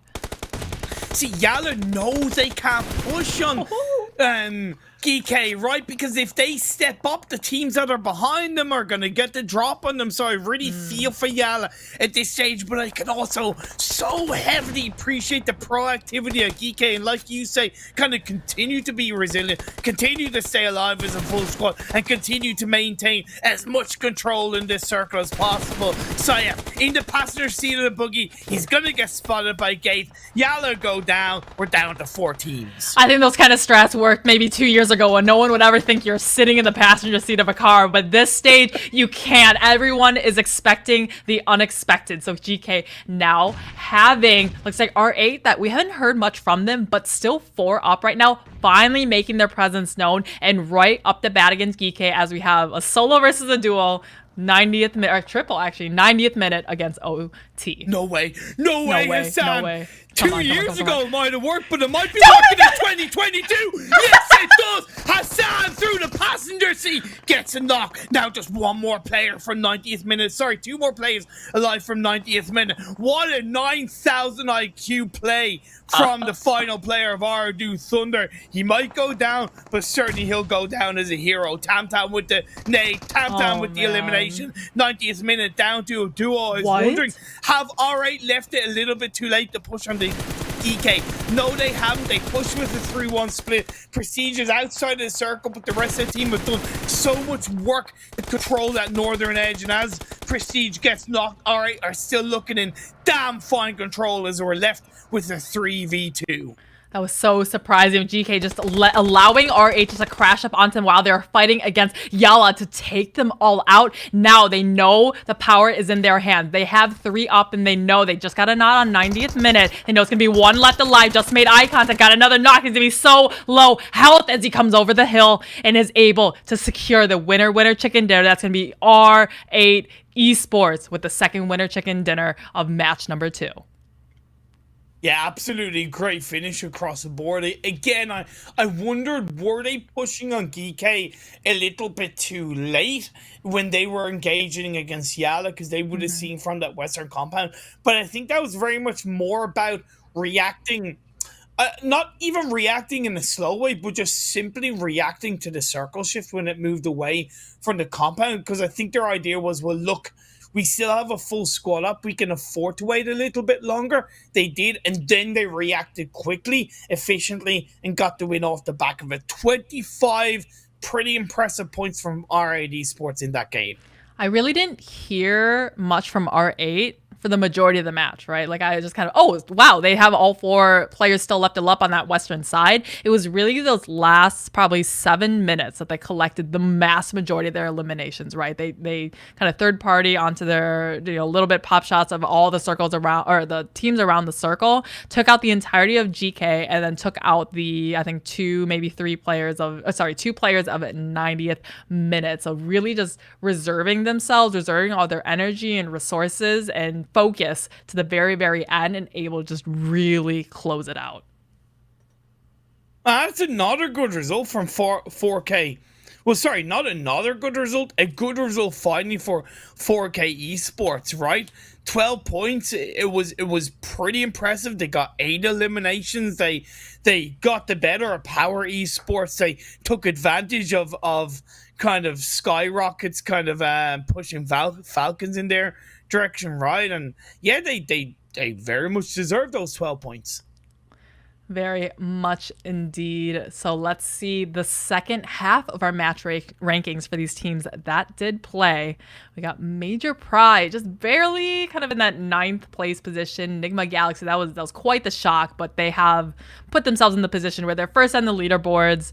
You know, it's kind of, they're playing for, hey, position, like, hey, if Vista keeps landing in Pachinki, we're just going to fight them every single time because we have nothing to lose and we're just fighting for our position, versus Vista that did finish out in 12th position. Maybe a mistake to rotate into Pachinki that late in the game. Yeah, for sure. And that's why I kind of look at a more heavy mistake from Vista Gaming compared to NIGMA Galaxy. They picked up the same amount of points, and I just don't get why they pushed into the city again. Coming into this game, Vista Gaming were down in 15th on 24 points.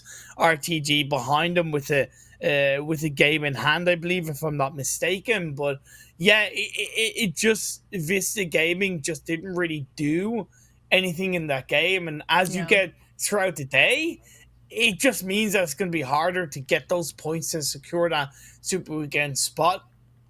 So Vista Gaming, just make clever decisions, please, because you're a good team with good potential.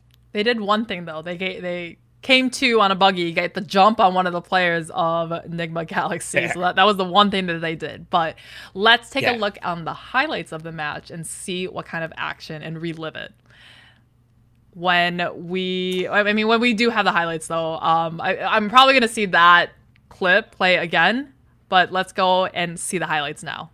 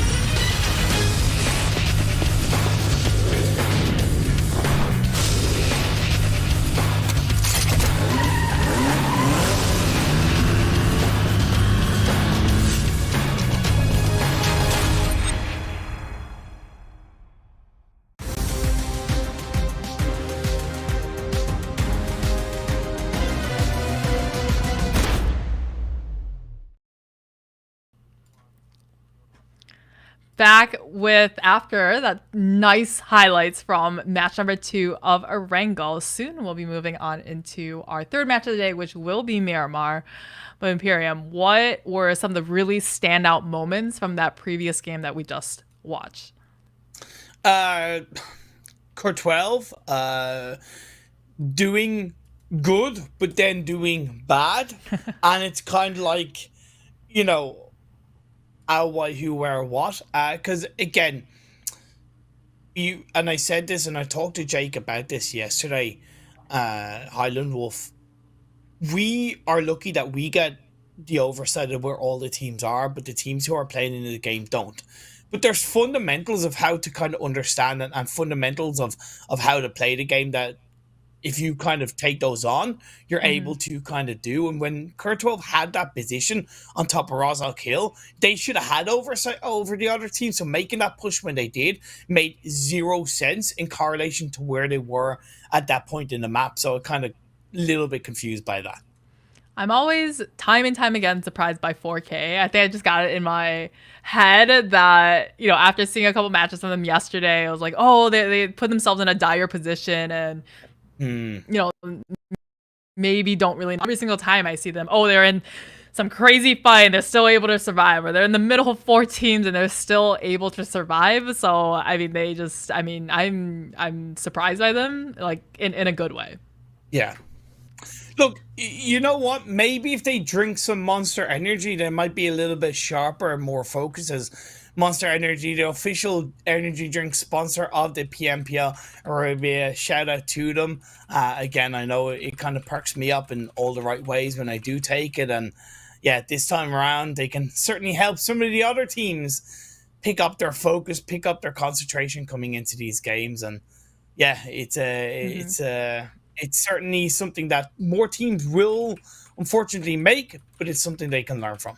Yeah, let's go ahead and see the overall standings, though, and see where these teams do lie. So R8, wonderful. I mean, they won the game. The last one shot them up all the way up in the first. And then GEEKAY, NIGMA, these are all, you know, teams that we're not that surprised to see them at the top.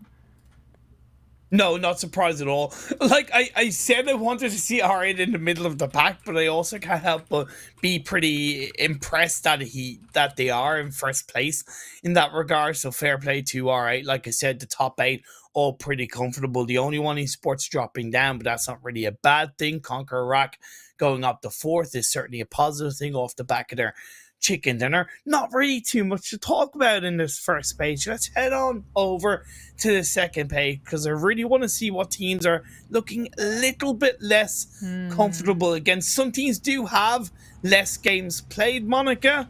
Yes. VISTA Gaming, they're going to need to take advantage of that game in hand they have over the others. Yeah, VISTA, I think they can't afford kind of Tokyo drifting into Pachinki anymore today, right? I mean, there's only one more Erangel game, so we'll see. But yeah, definitely these ones, kind of the lower half of this second page, are kind of in the hot seat, right? But let's see the bottom 4, though. Those ones are truly the ones on the chopping block in the hot seat. It's going to be Curd 12, Road to Glory, Team Falcons, and Triple Esports. I think the same 4 from the previous game that are still in the bottom 4. Yeah, I certainly think there's good scope for those teams for all 3 of those teams, Falcons, Road to Glory, and Curd 12, to make it into the first Super Weekend. Again, the rough cutoff point we're going to be looking at is between 35 and 45. I'm going to give it a safe area of cover between 35 and 45 points. If you take the highest part of that, that's kind of 21 points that those 3 teams need to get. And when you look at kind of Falcons and Road to Glory, they have 3 games to get that. It's definitely possible. Whereas Curd 12, 2 things that they need to worry about. One, they're on their 6th game, right? So they only have 2 more games left. And secondly, they're not playing the final game, Monica. So they're control the destiny of where they finish in the overall standings completely out of their hands. Yeah, you never want to be like, you always want to be the ones playing the last match, right? Not just kind of waiting on the luck of everyone else. Yeah. But we do want to call out that Oppo Reno series is one of the, bringing this broadcast to you. So upgrade performance and upgraded fun. Celebrate your winning spirit with the brand new Oppo Reno 7 Pro 5G. It is the designated smartphone for PUBG Mobile Middle East and Africa esports in 2022. Third game of the day, we're going to be halfway through. We're back on over to Miramar, so that means, of course, Monica, we're having different groups come on board. It's going to be groups A, B, D, and E. So groups C are not playing, and as I look over to the master document, because I'm not intelligent enough to have a good memory, it's going to be this side of 4K, CONQUEROR, OOREDOO Thunders, and POWR Esports out of the mix this time around. Certainly a few of those teams are going to be biting their nails and hoping that the teams around them don't do that well. Yeah, that definitely is an opportunity for all the other teams, because CONQUEROR is not in, right? That's the team that we said had a lot of success, a lot of luck on Miramar, and they're the ones who won the first match of the day with 13 eliminations. So we're gonna see probably a very surprising new winner for this next Miramar match. That's actually a fair point. The Miramar Whispers, as I'm calling them now, they're not going to be in this third game. So indeed, it will give the opportunity for a few of these teams to take advantage of that per se. Cur 12 need to be one of those teams. It's just about kind of creating that little bit of a cushion, or as much of a cushion as you can, to the teams around you, so that extra game in hand, like I said, for Vista Gaming, right, they've OOREDOO Thunders ahead of them in the overall standing. So when you look at that, this needs to be, as much as possible, the perfect game from Vista Gaming, right? It needs to be the best executed play that they need to make. And I don't know how much, really, because I'm obviously not a comp player, I don't know how much teams are aware of that when they play, because as much as within the kind of 25 to 27 minute time frame that they play a game, they're going to be focused. I wonder how much do they think about certain situations around where they are in the overall standings in the lead up to that game. Will Vista Gaming have looked at that and kind of gone, okay, OOREDOO Thunders aren't playing in this game, we need to take absolutely full advantage of it? Yeah, they definitely do pay attention to that. And you have some other teams that I know they have, just from managing my own comp team, they have the maps of the different, you know, Erangel, Miramar, Sandhawk, and they have the drop spots of those teams based on the groups as well. So you have some teams that maybe they don't really have a designated drop spot that they go to every single time on the map, but they're always kind of scavenging off the teams that aren't in the lobby. Like, oh, Yasnaya is open, let's go there. You know, oh, Minas Generalis is open, let's go there, sort of thing. So it's always kind of a wild card, right? If you're teams that are landing nearby there, you're like, oh, the team that usually goes there, like Conqueror, goes to Minas Generalis, usually goes there, but they're not in the lobby. But we should still be careful that somebody else might go there. Yeah, that's so true, and we do and can see teams. I think OOREDOO Thunders is kind of a little bit of an example. No, sorry, not OOREDOO Thunders. SKYROCKETs are a bit of an example of that from the previous game, right? Where they, in yesterday's game, kind of primarily dropped in North George. In this first game, they dropped down on the coastline of the mainland, and they kind of called out the only one, right? And yeah, that's something that all of these teams will want to be very much aware of as we do get prepared to get into game number 3 of the day. Back on over to the hollow grounds of Miramar. Hollow grounds, indeed. And we have a very far western, northern, like very vertical. I'm getting my directions all messed up right now, but very vertical western. I'm not gonna lie, I'm pretty confused, Monica. I'm pretty confused. Western, eastern, negative, upside down. You know, we're going into Miramar. Where, you know, if us pronouncing different team names is not confusing enough, we're just confusing everybody with all the different playing paths that we got going on too. Most eliminations so far coming out from NIGMA Galaxy players, and when we look at the highest damage of the, I don't know if that's of just Miramar, if it's of the tournament as a whole, we see a few players up in the mix. So definitely individual players stepping up in a good way so far in PMPL Arabia's. That playing path is not too bad for the teams, a little bit to the west, but going from south to north gives a pretty good scope. See, Falcons, though, I usually see them go Cruz de Valle. It looks like they're coming out a little bit early. I think spreading out on that northern side too. Who else did we have? We had, who is it? Twisted Minds, that I believe is not in this match this time because they went to Monte Nuevo. It's going to be all clear there, so no one heading on there. We got NIGMA Galaxy is going to have free reign of El Pozo, and you know, if the circle closes up once more, I called it, but I was gonna say if it closes up onto El Pozo's side once again, NIGMA Galaxy will probably have another great game. So here, maybe they're able to identify, hey, nobody went to Monte Nuevo because Twisted Minds is not in here. Maybe this would be like a quick rotate down a little bit further south. Of course, if you are uninformed of it, I'm sure most people are who are watching, the guitar shape that isn't visible at the moment, but basically that line cutoff point that you see right now on that western side, that area of the map is out of bounds anyway, so it kind of good maybe what 10-15% of this phase 1 circle is out of bounds, so it kind of limits it to a bit more of a phase 2 circle compared to a normal phase 1. This is either bad manners or just saving ammo right off the drop, as Vista has lost a player already this early in the match. That's going to be terrible, because Vista was one of those teams that, what were they, 16th position or something like that, just really just not in any sort of comfortable position to qualify for Super Weekend right now. So this was really a huge loss for them.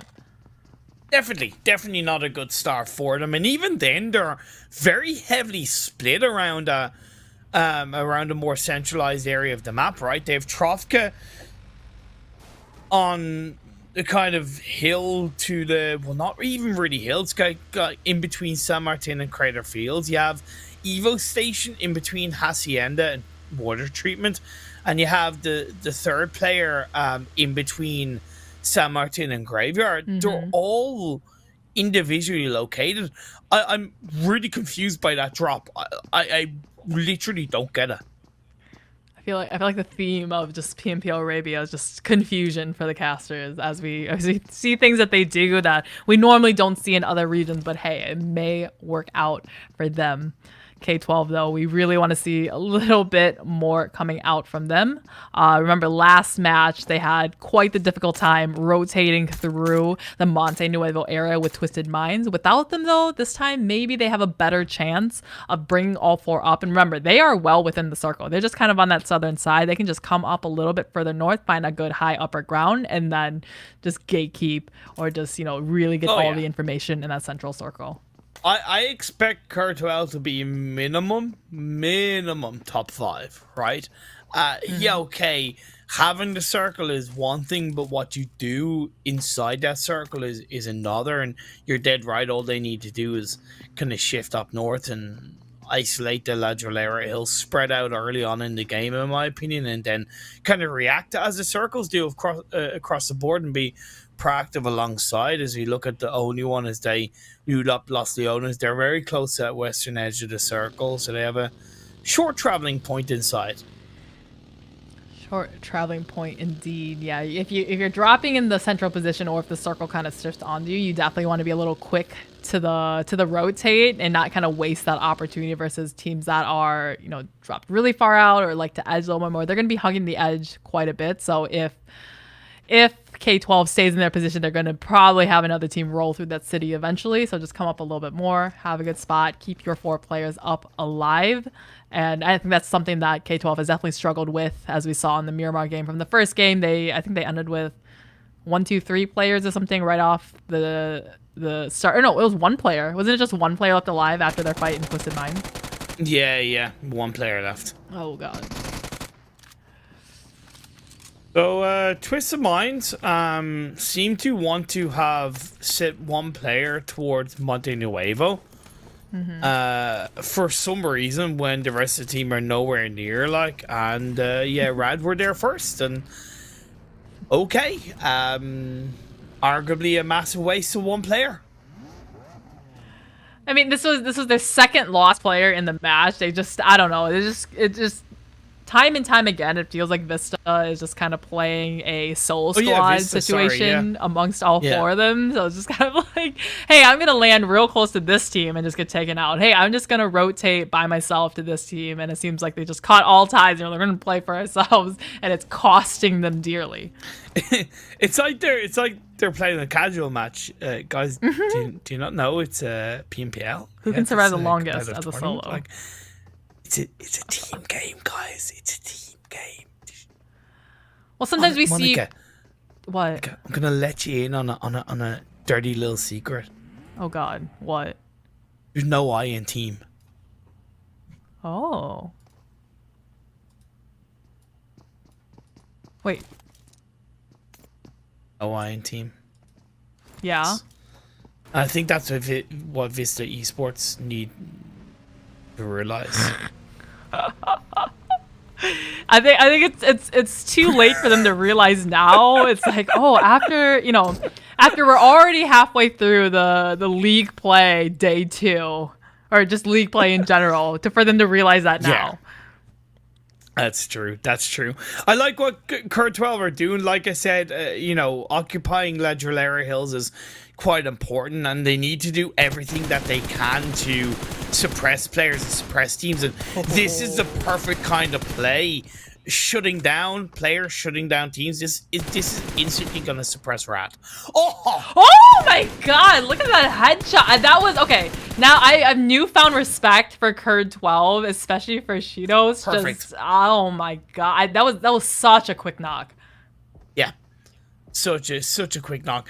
When it was me, Maxwell, that was doing the recent tournament that they won, and we got to interview Hazem on a number of occasions, and the guy's enthusiasm and energy is extremely high, and if they're able to transfer that energy in the best possible way to the PMPL, I've no doubt about it. Cur 12 will step up across the weeks and will improve and will succeed in a much brighter way, and I think we're already seeing it in this game too. Not trying to get my hopes up too much, but yeah, some really good proactivity from Cur 12. Curd 12, they told me the nicknames that they had for each of their players. You know what the nickname for Shidos is? What? They nicknamed Shidos the Machine Killer because he's just such a strong fragger. Yeah, they called him Machine Killer, that's which so is really cool. that's really cool. And then they call Mohamed the baby. So I think he's probably the baby of the team or something, or maybe gets picked on by everyone else. But they had some fun ones for all of their players. But look at this consecutive, just hard on the, not hard, I guess central for this circle, but hard on the western side for these teams. Yeah. And it cuts off so much more playing field again. Yeah, it's still relatively around 15% of the circle that's out of bounds, but again, it's really not maybe the shift that a lot of teams would have wanted. It's great for teams that they commit to the western side of the map, such as NIGMA, Galaxy, Cur 12 in their own right, and Major Pride across the board, but because Cur 12 were there first, if it's not on the northern side, it's on the southern side of just Ledgerlera Hills, they are being incredibly strongly defensive. Defensive indeed. 2 eliminations found so far for Curd 12. Now they have to defend against the likes of Pride coming just on their southern side. Looks like Vista though. Oh my god. Vista just keeps fighting themselves. If it's not, Rad, it's gonna be Pride, and it's just gonna be everyone just getting their bite out of Vista. It's like they're having an auction on who wants their eliminations. It's I know, man. Look, they're down Just to a passing duo. them around. Yeah, at least they're on the southwestern edge of the circle, so they're kind of out of a lot of team sites, bar Major Pride, I suppose, and maybe NIGMA Galaxy is. Rad's still surviving as a trio. You have a few teams up north, and quite a number of teams still in the blue as well, Monica.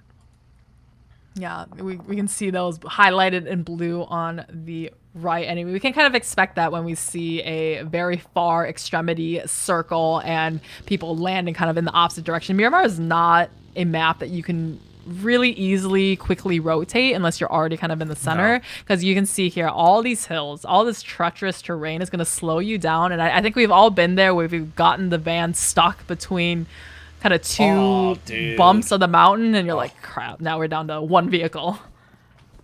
It's happened to me far more than I'd like to admit, and then you're kind of like calling on the teammate to pick you up, and that slows you down even more, and it kind of can frustrate your team, and it knocks momentum, and then you just end up dying anyway, and just go back to lobby, and you contemplate life itself, and you wonder, is it even worth it anymore, and philosophically go on a tangent about what is even the meaning of life. Sorry, Monica, did I get off topic a bit? Sorry. Jeez. Sorry, what are we here for? What? Well, I mean, it's all jokes and laughs, right? Except for maybe some of these teams that are about to go out a little bit too early. But the one and only, they were at number 2 on the leaderboards at the end of day number 1. We saw them get taken out actually first in the previous Erangel game, which was their first game of the day. So, that was, hey, warm-up game, everyone go back to your TDMs, keep warming up, and get ready, because this is going to be, hopefully, their turnaround time. But, I mean, they're so high in the standings that They're going to be in the Super Weekend, fine. right? So they can Yeah, kind of exactly. afford, but make your mistakes here so you don't make them in Super Weekend. Exactly.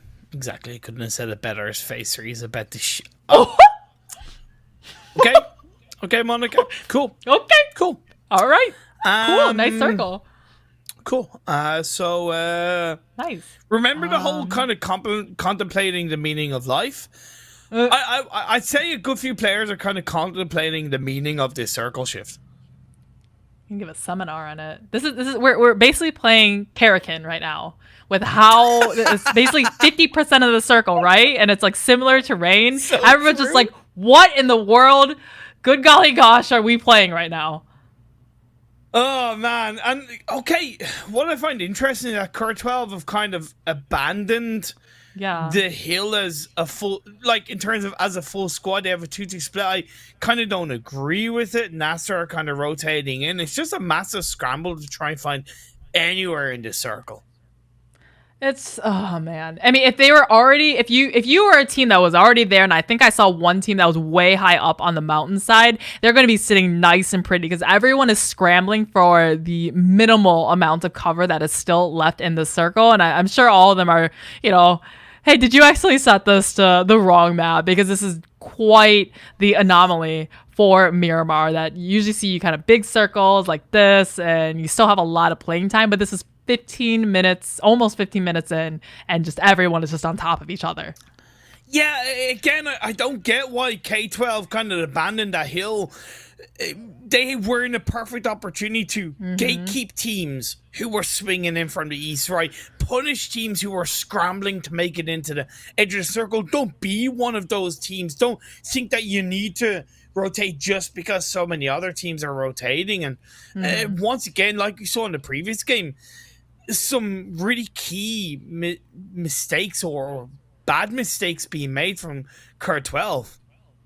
Yeah, sometimes it's just monkey see, monkey do, and sometimes it's not the right thing to do at all. Yeah. Cur 12, we had Cheetos, our machine killer that was taken out first from his team, as now the fight's just erupting all over the place as Vista, had a little bit of fight back. I saw them get a knock onto Triple D in return, but it looks like they're going to be able to get them back on up.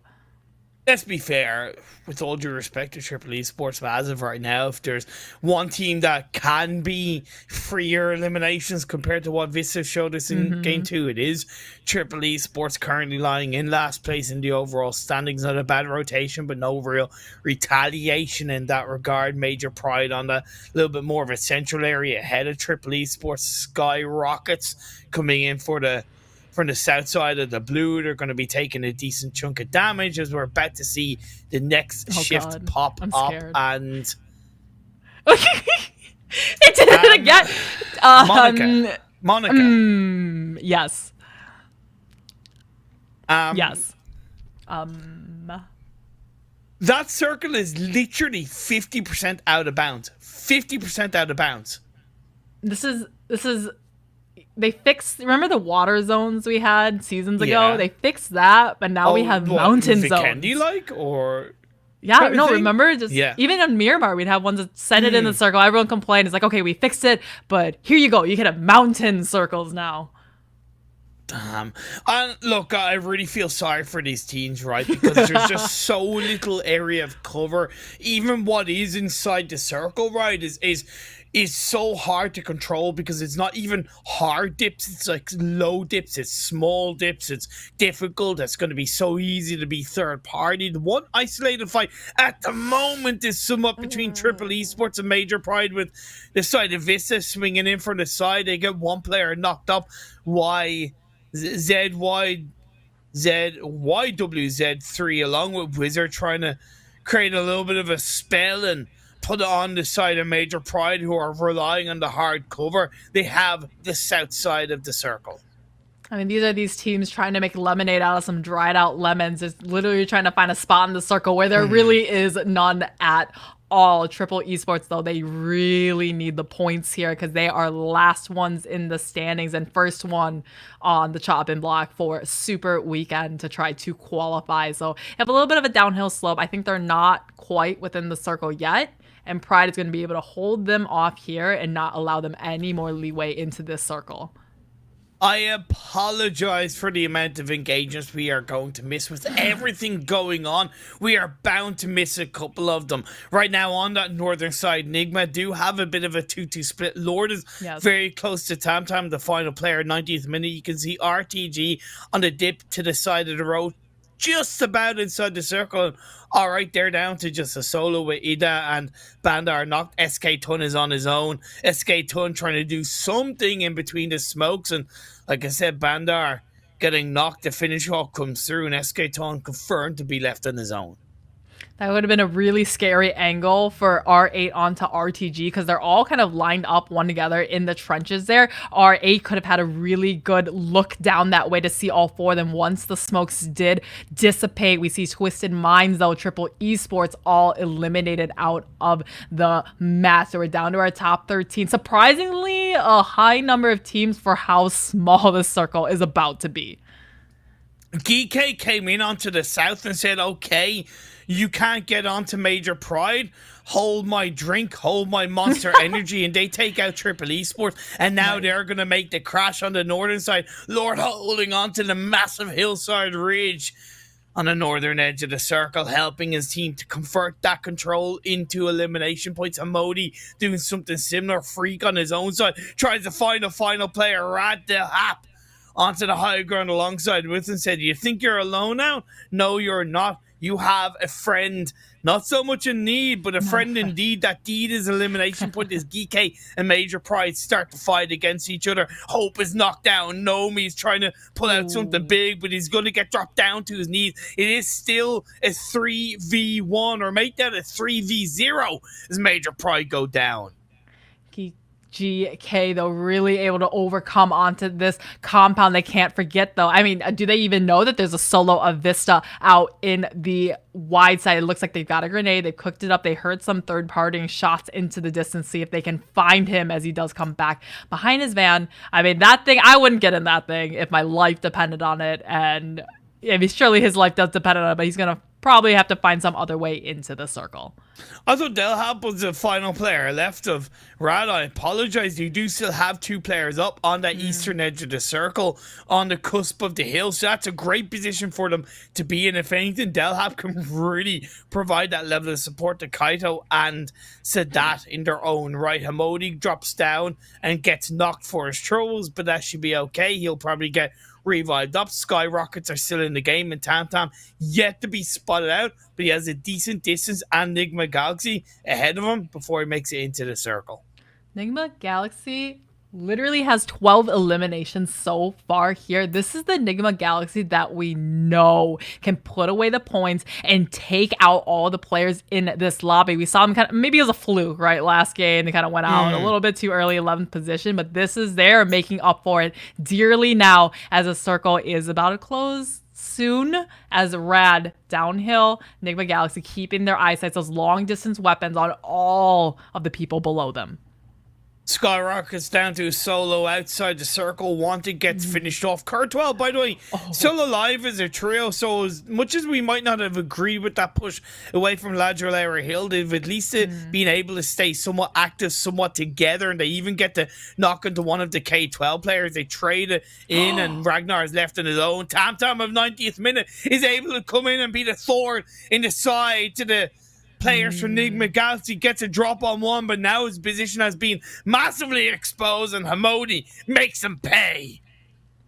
Yeah, you can't forget about the souls right on behind you. Cur12, like we said, really surprising that they're able to still come up with a 3. One is knocked down, but on the receiving end of a ton of grenades from GEEKAY. Looks like here they throw in the utilities, trying to like buy some time to get the revive up. They do just get it through. They still have to come a little bit higher, but it's going to be Satan in the distance playing that kind of Overwatch, not really allowing Cur12 to just push up in front. Muhammad helps to get the knock, and now looking for a second. Satan is trying to do something from a distance. It's only going to be a limited amount. A player from K12 is knocked, but they do get the best of the majority of the fight, and Yes. Satan is the last player up. He does get a knock onto Hazam. It leads him down to a solo, and as the smoke disperses, the finish comes through. He tries to be greedy, and it goes down. Still a fourth place for Kurt 12 as we're left with 3 teams.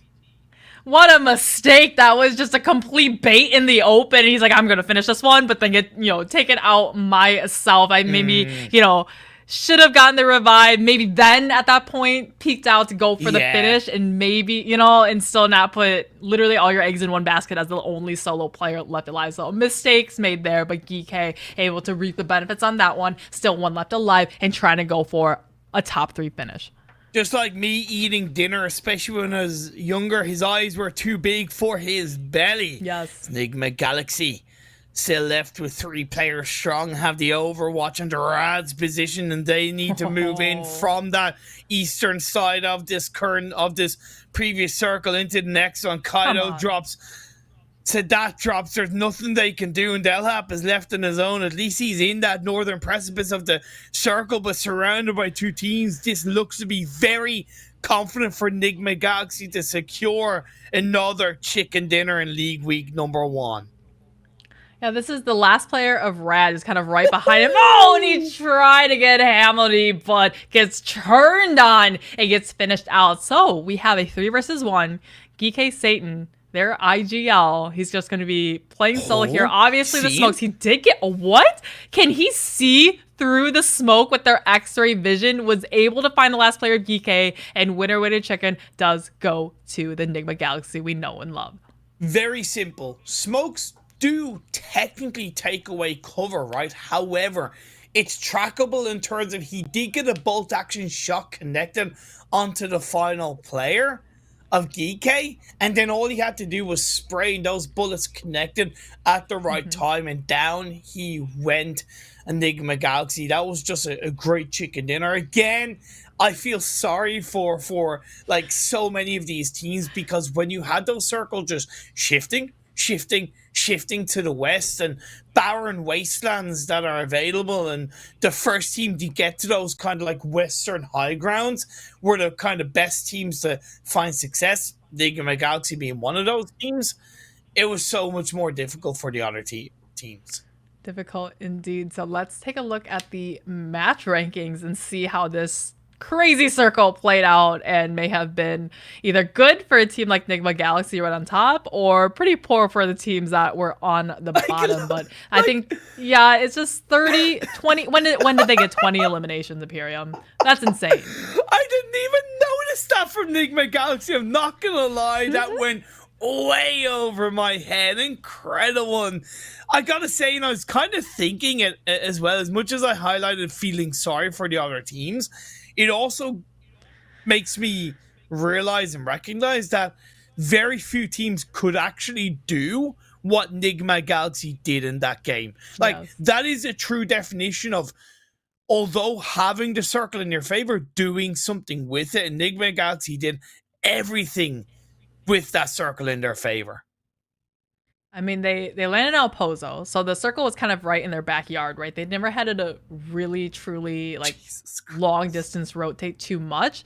But 20 eliminations is, just to give you kind of a frame of reference, they got 29 eliminations the entire day yesterday, right? Out of 4 matches. Here they got 20 in 1 match. And even in this game alone, GEEKAY got 11 eliminations. That means 31 were between the top 2 teams. That's just under half of the lobby eliminated in the top 2 teams. That's why you see that massive drop down to like even 6th place, with Major Pride only getting 6 points. Let's move on to the second page, because it's even worse for the teams who are in this side of the standings. 90th minute with 3, and it just goes down from there.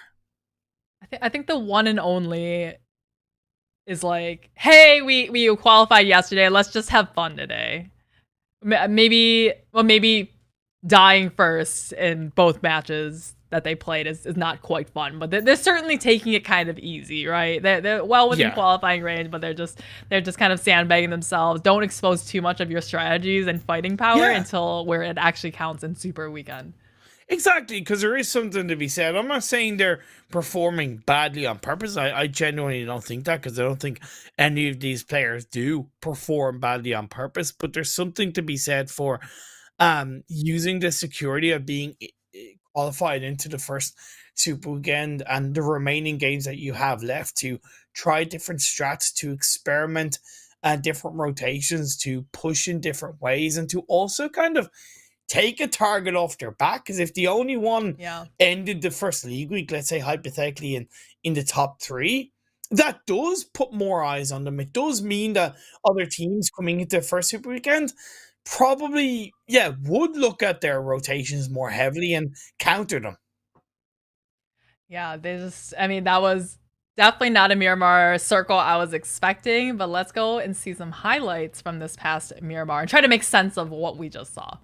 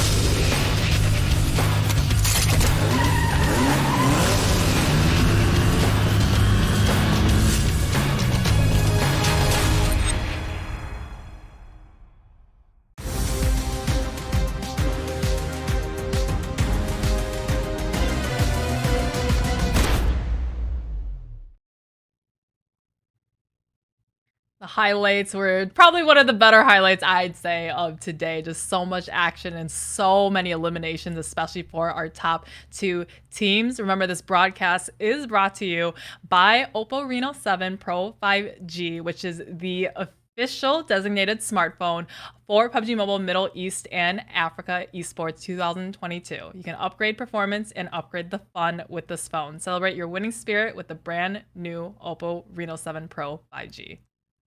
Thank you very much, Oppo, for sponsoring all of these amazing games and tournaments. And certainly one to watch would be that previous game that we just witnessed. Let's have a look at the overall standings and see how it's impacted the teams and how they end up coming into this 4th game. Again, only 2 games are left in this league week 1. Yeah, it's always achievement, right? We're in the triple digits for numbers for NIGMA Galaxy, and it's not. I think we just hit our halfway point for day number 2, this last day of the league standings or league games. GEEKAY Esports, I want to say close, but not really. 11 points behind them, but I mean it's all, as long as you're on this top half, you're feeling good, right? Going into the last 2 games. Exactly. 90th minute, 0 chicken dinners, but arguably have been pretty happy with them. Maybe a little bit more too much of a reliance on placement points, as they only have 25 eliminations. I could say the same about Rad. However, I think there's been a couple of games where Rad have tried to be aggressive, maybe haven't executed some fundamentals around it. Both of these teams I'll be looking out for how much they can improve on aggression in both the remaining games today and coming into the Super Weekend. Yeah. So these teams here, yeah, they can, this is where they can, hey, if we want to try a new strategy, if we want to try something new or try a rotation or a split that we haven't really had like a good opportunity to do before, this could be a good time for these teams here, right? There's nothing to lose, everything to gain in terms of knowledge, information, experience going into Super Weekend, where that's the time where the points really count. You can't really just experiment around anymore. Let's move on to the second page of the overall standings. Take a look at who's obviously looking a little bit dodgier. I think we can kind of somewhat say that 9th to 11th, maybe 12th, to give a bit of respect to 4K, are arguably comfortable, right? 43 to 49, with 2 games to go for all of those teams, is certainly positive. Certainly positive. Yeah, so I mean, I want to see how close the scores are though for like 17th, 18th, 19th, 20th place, because it is any of the teams kind of right below. I think the cutoff was 34 points. So VISTA Gaming team, actually Vista is now new to the bottom 4. I think it was That's K12 true. that has made their way up now, but there is still only like a 5-point difference between 16th and 17th place. So still one good game kind of coming out of any of these teams, except for probably Triple Esports, can push them back up into top 16. Definitely, and as we look at the schedule with 2 more games to go, to remind you, we have groups sitting out for those remaining 2 games. In this 4th game in Erangel, it's going to be Group B not playing. That is decided 90th minute, GEEKAY, Esports, NIGMA, Galaxy, and RAD. More importantly, into the final game, Monica, both Curd 12 and SKYROCKETs aren't playing. And that's their this next game is their final opportunity to book their spot, to book their golden ticket, to say, hippie hooray, we are into the first Super Weekend. SKYROCKETs are currently in 16th spot, and although they have 5 points ahead, they still need a good result. For sure. But let's take a look at one of the coolest new in-game outfits and skins and everything that you can get. This is going to be the Grizzly Bear card collection. Join the card collection draw and you can win a ton of outfits. There's a chance to get all the pieces of an item in one go. So, you know, you've had some crates in the past. You're like, I got to spin for a million years to try to get, you know, all the things in this crate. There is a chance that you could potentially get all of them. It is live now. Actually, sorry, live on June 23rd all the way to July 6th. So definitely check it out, look at it, and hopefully you'll add it to your portfolio of outfits in game. So in 48 hours, it will be live now. That's it, right? As you move into game number 4 of the day, back on over to the wonderful map, the OG, the original, the top dog, the Say It Ain't So map of Erangel for game number 4. Game number 4. So this is where potentially you could see some teams where they kind of might target. For example, like, so you said Vista, this is their last game, right? And they're just kind of borderline. No, not Vista. It's SKYROCKETs and Curd 12. Oh, I see. Okay, so one of those teams where it's like their last game, and even as we get into the last 2 days of league play, if there is a team that doesn't, you know, would benefit to not having them in Super Weekend. I'll just give an example of like Vista. Like, say the next game is Vista's last game, right? Vista, say they stay in that bottom 4. If I was NIGMA Galaxy, I don't want Vista playing spoiler to me in Super Weekend. I would be targeted in them, going after them, make sure they don't get the points, and make sure they don't qualify into Super Weekend. That's kind of interesting. That really is kind of interesting. That's super interesting. Yes, you're not wrong, but I would argue that right now Vista are no threat to NIGMA Galaxy. Yeah, they've been a little bit annoying to NIGMA Galaxy, but in no way are they a threat. So maybe in League Week 3, we could see that come to fruition. But I think in the first League Week, I feel like every single one of these teams are just going to be playing their own game. Yeah, we finally see our potential military base island for, you know, Orlando Thunders is probably real happy with this one, but then, I mean, some other teams that are like, I don't know, all the way up in the northern side, like Falcons, like R8, they're rotating up to loot to have to rotate all the way back down. Also, if you look at SKYROCKETs, I think they were heading towards, they must have been heading towards maybe kind of Quarry. as soon as that phase 1 popped up, they instantly turned around and headed towards that western edge of Military Island. I think that's what they were doing anyway, unless their intention was always to go there, but it did look like they switched up their drop spot instantly based off the phase 1 popping up. Well, Bandar has a shotgun for himself, but yeah, they're going all the way out. Remember, they loot up into the North Georgia Pole area, like far up closer to Zarki. I don't think they need to go that far because they're able to identify this zone is probably, you know, this plane was probably to the point where no one else is going to be going up there. But stop a little shy, get the loot, and then quickly rotate down.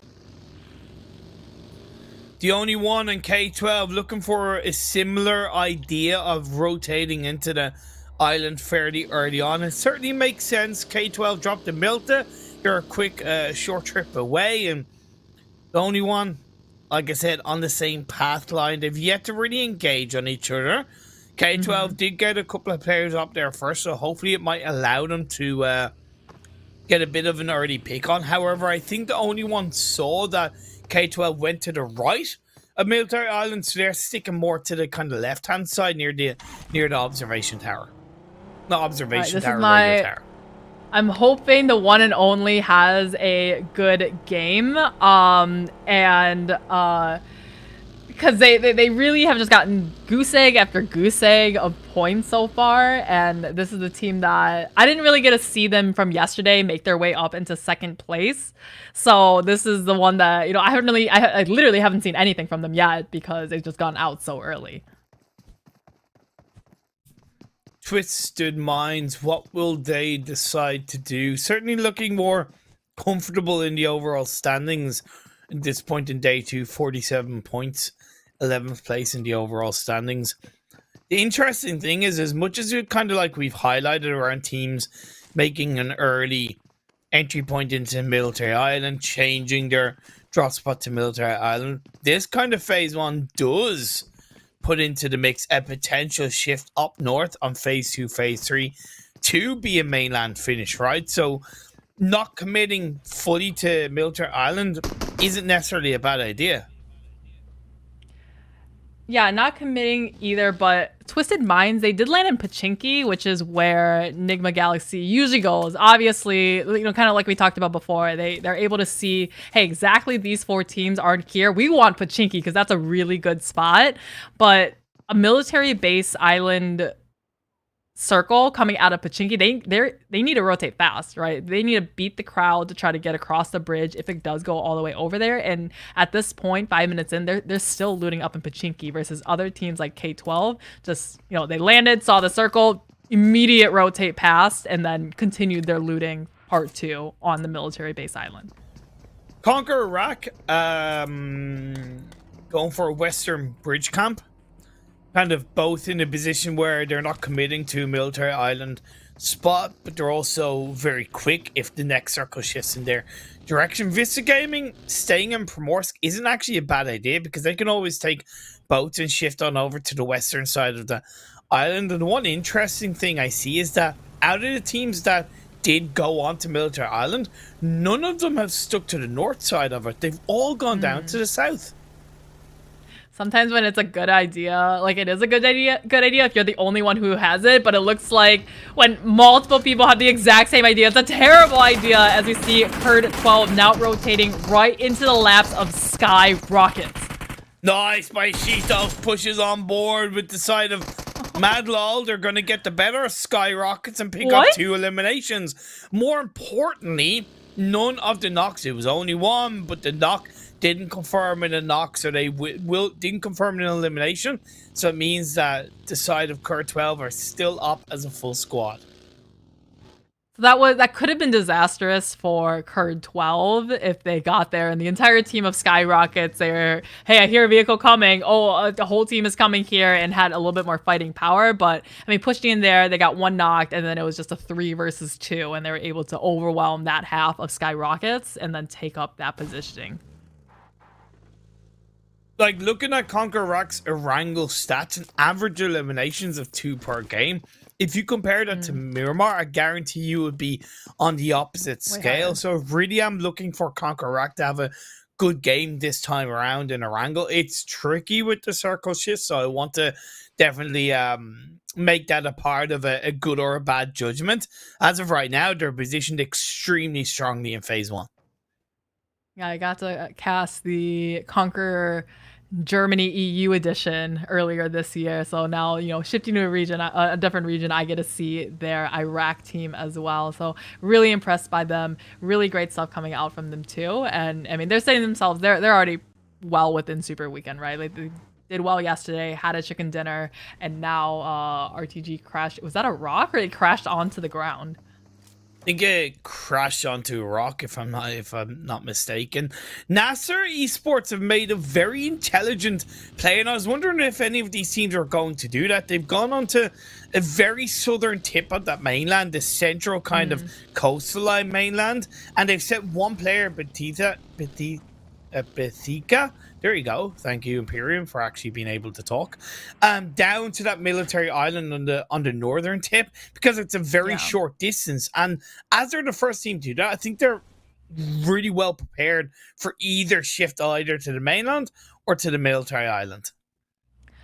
Yeah, sometimes these teams here, because there still is a chance it could come back onto the main island, right? And you don't want to be a team, say POWR, right? They land in GEEKAY, commit to crossing the bridge, maybe lose one, and then the circle just to come back, and then they got to cross one more time in a super dangerous bridge and potentially lose more. So they're just waiting here, and you always like this is kind of, now it's more favoring the main island, right? Now it's just kind of, these players are like, wow, we had such a bad circle last game. Can we just catch a break and have an easy central position? And this time it's, no, we're still going to keep you guys on your toes.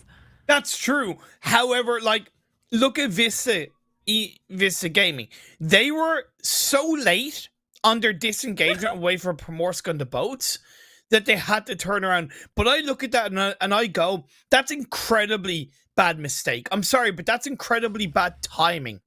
If you are going to make a botation from somewhere like Primorsk onto Military Island, do it as quickly as possible. If you're going to wait where you are in this kind of circle, just wait until phase 2 pops up. It gives you much more calculated idea on where you need to go in that next circle. So VISTA Gaming have wasted a lot of time by rotating so late in phase 1, or attempting to. But at least they didn't, like, if they get earlier, they made it all the way to the southern island and wasted all the gas, and maybe potentially that boat is out of, you know, usage. So maybe this is like a failed successfully because we only made it halfway there, but we still have time to make it halfway back. So just kind of like accidentally, they can still probably make it back to Ferry Pier. I appreciate it, Monica. I appreciate that you're trying to find a defense for them. It's definitely nice to see that full. Other, you know, glass half full. And I genuinely do. I really genuinely do, because it's important to kind of have every kind of angle of you know, every angle of potential reason behind a team deciding to do something, because we aren't in their you know, Discord call or whatever way they're communicating. We're not in their team at the moment, so we could only ever, within reason, speculate why they're doing something, as teams are trying to scramble and find a position. The teams that are inside Military Island, they can still technically stay there for this phase 2. SKYROCKET, I would normally say this is a really good position, but they only have 2. Curd 12, that did diminish them down to only 50%, lingering in the distance onto the compound. So they're just waiting. So Curd 12 is, they're keeping their options open, right? If the circle shifts back on the mainland, they're going to be one of the first teams across the bridge. If it stays on the military base, though, they're going to have a lot of teams trying to rotate, like bomb it onto the bridge, pass them, and they might be able to pick off a lot of eliminations. Yeah, I would. Do they just not know that? Because you need to park your cars in a way that it's safe from all angles, right? They must have an idea that the 2 remaining players of SKYROCKETs are there. They're getting inside a boat, and they can actually take that boat to the very edge of Ferry Pier. That's a really good idea. Do I think it's too late into phase 2? Much like VISTA Gaming, yeah, I actually do. That's so late into phase 2. They should get away with it, but timing, not really in the right direction, in my opinion. This is a missed opportunity from SKYROCKET. So you know how easily those right? boats blow up. They had all 4 of this play there. Clearly, this player of SKYROCKET's up on top of that mountain would have had eyesight There on you them go. and didn't. Okay, oh, maybe here it is. Okay, so they didn't completely throw that, but blew up the boat. They all exited before they could die, and then now they're just swimming ducks in the water and coming back onto the bridge. I think it's okay. Call it. Miriam, you think it's gonna be a main island or a military base island? I'm gonna be a complete a-hole and I'm gonna say military island finish, because the way I look at it is that, like, if I'm wrong, yeah, nothing really lost. If I It's like, win, whatever. it's all hell breaks loose and we're getting 2 games in a row where it's a crazy circle. How? How did he get Cheetos knocked? got there, and Cheetos, right? It's always Cheetos, always machine killer. Cheetos. It's always Yeah. always Cheetos. But I mean, it was good for. I mean, that could have been very dire for Curd 12 because they could have lost all 4 in just that one boat. But SKYROCKETs, they really needed to put that one away, and they weren't able to quite close it out. The lovely nade once again going in the direction towards the top of the ridge side, not quite connecting a little bit overcooked. Again, this is also a product of Curd 12 just taking too long to make a rotational decision and being pinched inside this area, and they are going to have the only one also swinging around, so this is a potential third party. K12, Curd 12 need to very much have their blinkers on and looking in all directions. Are both these teams at the bottom of the leaderboard? I think Curd 12 just made their way into top 16. I think SKYROCKET Curd is 12 also... are 13th and SKYROCKETs Yeah. are 15th. By no means are any of these teams comfortable. Yeah, so they're both kind of playing here because if they can take one of the teams out, especially SKYROCKET, if they can take Curd 12 out, Well, that's their opportunity to get up a little higher. also, they're the 2 teams that aren't playing the final game. Literally, Curd 12 this and is their last SKYROCKET. game. This is their last opportunity to get points and make it into the first Super Weekend. And right now, SKYROCKET Esports, they're not looking too hot right now as they're down to 2 players. We move on to the fight between VISTA Gaming and R8. Trofka is knocked. Possible revive being played through, not quite. Dino has to get a first aid off, and Nate is going to connect. SK Ton is going to disengage him around, and that's going to be smoke in the direction to try and help get the revive off. Yeah, definitely very acutely aware of exactly where the enemies are. We now have Skyton climbing up onto the 2nd floor, moving, shifting around, has the grenade, cooking it just a little bit longer. He does tend to overcook his grenades just a little bit, and yeah, just misses out. So it's going to be him actually all by himself with Vista pushing up onto the roof. Such an important fight for Vista Gaming, not only to come out on top, but to not lose any of these players as well, to keep them up as a full squad. SK Ton is going to jump down and try and surprise one of the players from Vista Gaming. He gets a knock, the confirmation comes through. SK Ton just being a thorn in the side as he plays on the side of the wall. A team comes in for a third party. That's going to be Falcons pushing on in. Dino's going to have to try and scale back. Trofka's down. Sunrise is knocked, and all goes horribly wrong for Vista Gaming. But can they turn it around? Major Pride are on the northern side. They're coming in for a pinch, and Dino goes down. Evo Station's left on his own. I thought we were setting up for a 1 versus 4 potentially coming out from R8, but then it was Falcons to really swoop in and show us why they are one of the apex predators, birds of prey, as now Vista is on the cusp of saying hasta la vista to the lobby because it's only 1 player left alive trying to go for a quick revive as Falcon, never alone, pushing up right close and personal. This is also very important for Team Falcons. They're coming into this game in 19th place, 26 points. They've not performed really at all. They have this game. They have the next game to get the relevant points needed to book their spot into the first Super Weekend. Luckily for Vista Gaming, they did get the revive, so they are back up as a duo. And with Major Pride on the other side, that can either go in their favor or against them. If they scale too back, they're going to get absolutely violated by the side of Major Pride as the circle has centered up. These 2 teams are outside the circle. I think Pride knows that there's not a position in the circle, right? They're staying close enough that they could potentially pick off a kill or elimination, but they're not too close that they're committing to the spot outside the circle for a potential other team to rotate next to them and then gatekeep them now from coming in. Now it's going to look like the fight between Falcons and Vista Ridge about to erupt as we see the first casualty, Blue. You know, with the ump is going to get dropped down to his knees, tries to jump out of the building, but why are you going in on your own? What? I know you got the knock, but it's got to be a two-man push if you're going to in any way come out on top. Evo's station down behind the side of the rock. There's lots of smokes in his way. He's not going to be able to get too much of a pick. He's going to be able to spot it. Never alone. He gets a drop. He gets a finish. He gets a confirmation. It's 1v2. The hope is still alive for Vista Gaming. That was he trying to bait out with a car, but it was actually the car that put him down into the grave when he was knocked out from the vehicle explosion, and Vista just through the windows, just, I don't know, just over peaking, and it's just out in 14th position. So, I mean, that's going to be it for Vista. It is indeed a mainland finish. The circle kind of does shift up northwest once again. Ferry Pier is the name of the game. Ooh. For all of these remaining teams. As OOREDOO Thunder is under pressure at the hands of CONQUEROR Iraq. There is the only one that's on one of those little islands down on the southeastern edge of the circle. They can do something to get involved from a distance, but you can see 3 of the OOREDOO Thunder players are down. The Smoker left alive. I think 2 of them were from the same grenade. The third one, I'm not really sure. But yeah, Smoker just, I don't know, just waiting out in the little shack within the city of Ferry Pier as just his teammates are just getting, you know, burned to crisp in the distance.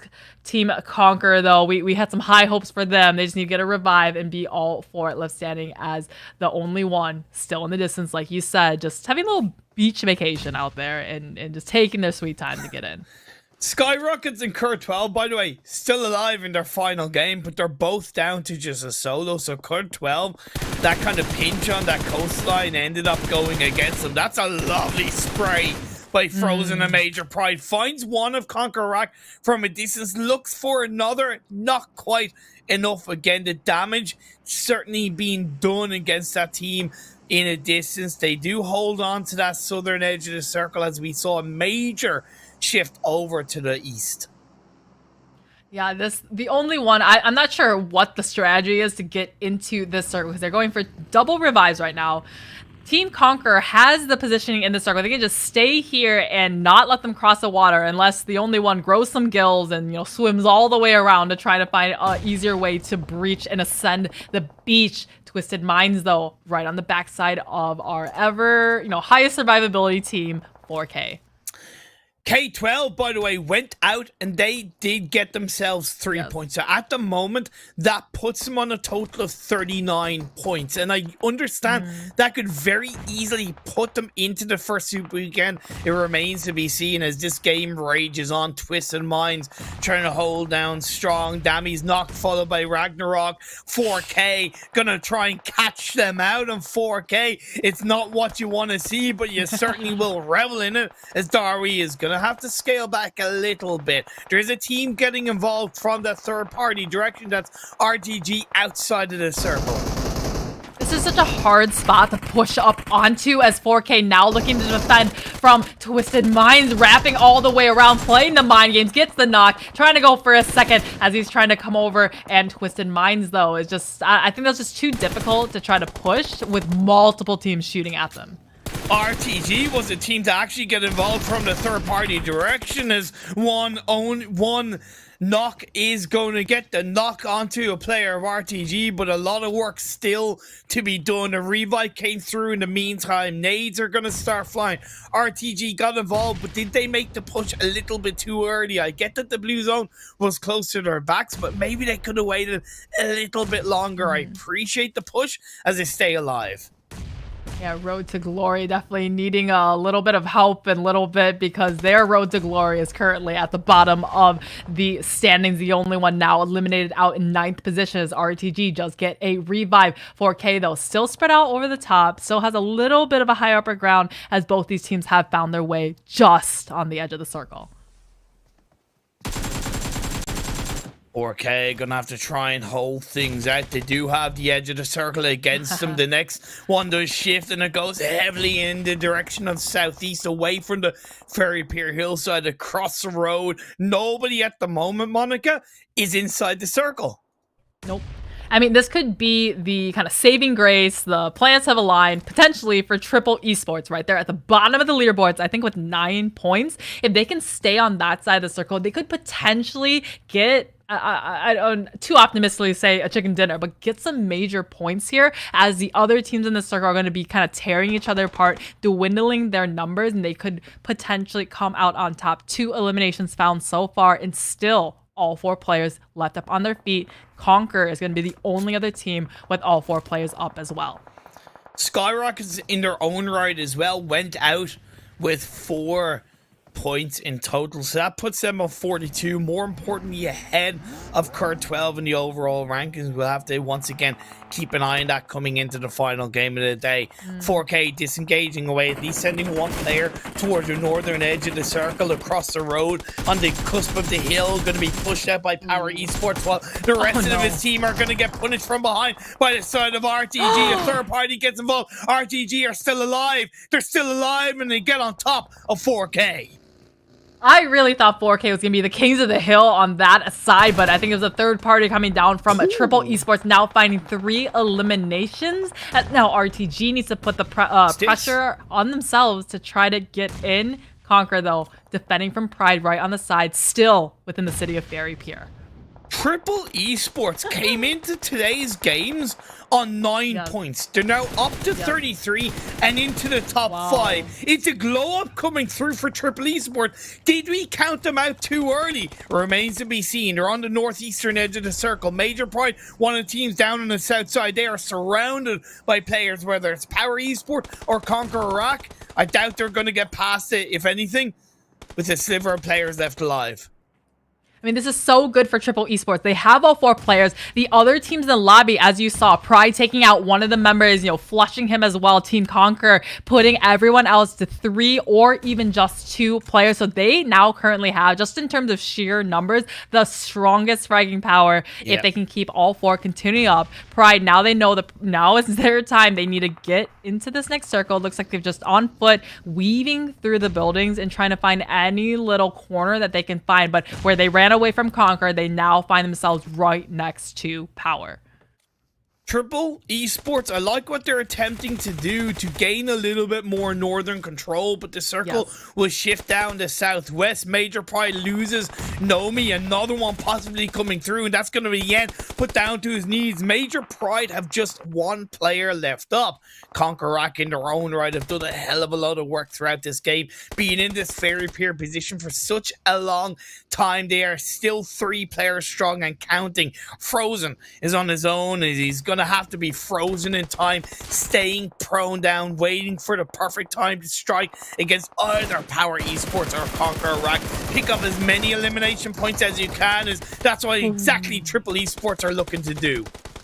So good for Triple Esports, but where Pride ran away from CONQUEROR, they just left themselves completely open for CONQUEROR just to come up right behind them again, just follow right in their footsteps and take the majority of his team out. So it's going to be a 3 versus 4 and a 1 solo player Pride, maybe to play spoiler to the likes of CONQUEROR if they completely forget about him and turn all of their attention onto Triple Esports. Looks like they're going to want to flush this one out because clearly they heard some shots coming from this direction before. I think they know there's still a player behind them, and they're not going to be comfortable taking this final fight before they get rid of what's going on behind them. The sniper tower is certainly good for Rio. It's inside the circle. The open area from Triple Esports is going to have to be controlled strongly, and Clever is going to get the perfect pick onto Rio in the sniper tower. Riva's going to try and respond, makes his way up the stairs, and that is the best information Triple Esports could have asked for. And Frozen wasn't finished off, wasn't taken down, and now he makes his way into the sniper tower and stabs CONQUEROR Iraq in the back. What a great solo play from Frozen and Major Pride. Frozen is just getting the redemption for the rest of this team that got taken out by the other members of Conqueror. So what they used to be 3 Conquerors have now down to only 1 as Pride. He's going to be, he kind of, pigeonholed himself all the way up in that wizard tower. So it's going to be Result from Triple Esports lobbing a grenade up onto the top. I think he's going to be hidden just a little bit in that room, did a little bit nick of damage. He throws a Molotov up into the 2nd floor as well. But now it's going to be Groza's turn to play the solo in the grass. Are Triple Esports being too heavily distracted by Frozen in that sniper tower? Have they forgotten about potentially other angles in play? Remains to be seen as WZ3 actually knocks himself out. You hate to see it. Is it a blunder? Will it cost Triple Esports not only the chicken dinner, but a spot into the first Super Weekend? My God, you would hate to see that happen. Frozen is just continuing to be a major thorn in the side of all of these remaining teams. He's still alive. He is still in the game. And as the circle shifts over to the east, he's outside the circle. He's definitely outside the circle here, so he just needs to play a little bit survivability. Don't get knocked by the utilities, as Groza is using this as a distraction to stay on his belly, dropped his backpack, dropped everything that wasn't necessary to crawl on in, and that was a really, really good grenade. Almost got the knock, but they know they have him cornered here. Let's hope that Frozen has a ton of first aids. Oh, Frozen goes down to the blue, and now there's one there left up. He goes down, and Triple Esports come out of nowhere with the chicken dinner and Erangel. This is to the absolute horror of everyone else that was right above them. Remember, Triple Esports was at the bottom of the leaderboard before today. Everyone right above them, like Road to Glory, like Team Falcon, SKYROCKET, it's like, crap. Like, now we are down 1 more. We thought they were completely out, but they're really able to make it count when it matters most. Like, they were the only team on single digits coming into today's games. Yeah. And even after the first game, they got 0 points, right? So they were also the only team on single digits. And I think it was even after kind of like 8 games or something like that. Either way, they were down in the dumps big time. But I gotta say, in these last 2 games, they picked up the pace. They found something magical, and they've turned it into a lot of points. 24 in this game alone. Yeah, 24 points, just Triple Esports. I mean, they should rename it Quadruple Esports, right? Like, all 4 of them pulling their weight, able to really put up those points. But Conquer Iraq, I think we were highlighting them, saying, oh, Miramar it's their map. They do so well in there. But, they're saying Erangel's our map too. Like, we got 2nd place, highest eliminations in the entire lobby, and getting 22 total points.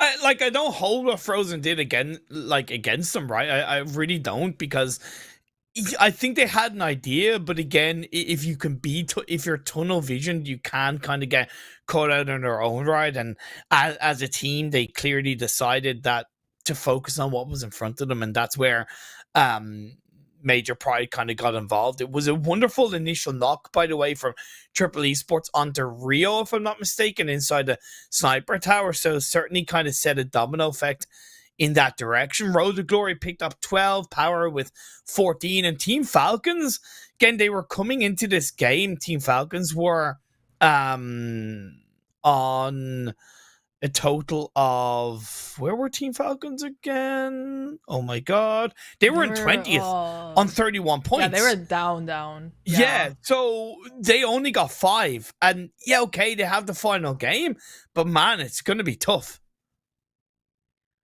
Tough indeed, as we look at the second half, even more tough for these teams, as we see some of these teams like Curd 12 and actually SKYROCKET was on top, but some of these teams that was their last game, right? There's no more points to be had for the rest of here. And Curd 12, I mean, they're really in the hot seat here, because they were, what you said, 13th position, but they only got 3 points, right? And all the other teams below them still have, I think, another game to attempt to get some more. But I mean, this is getting to the last one, right?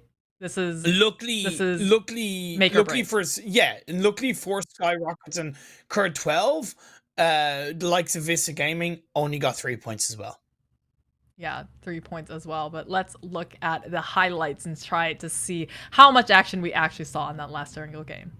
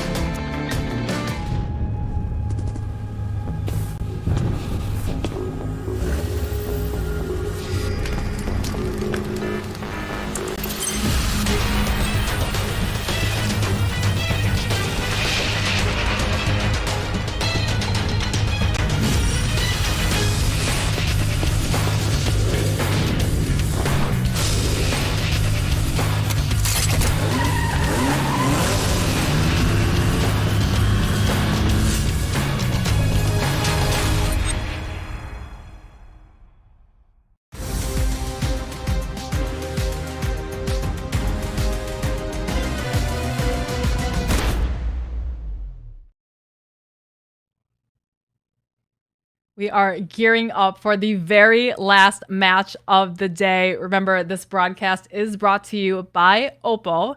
So upgrade performance and upgrade your fun. Celebrate your winning spirit with the brand new Oppo Reno 7 Pro 5G, which is the official smartphone and designated smartphone for the PUBG Mobile Middle East and Africa Esports in 2022.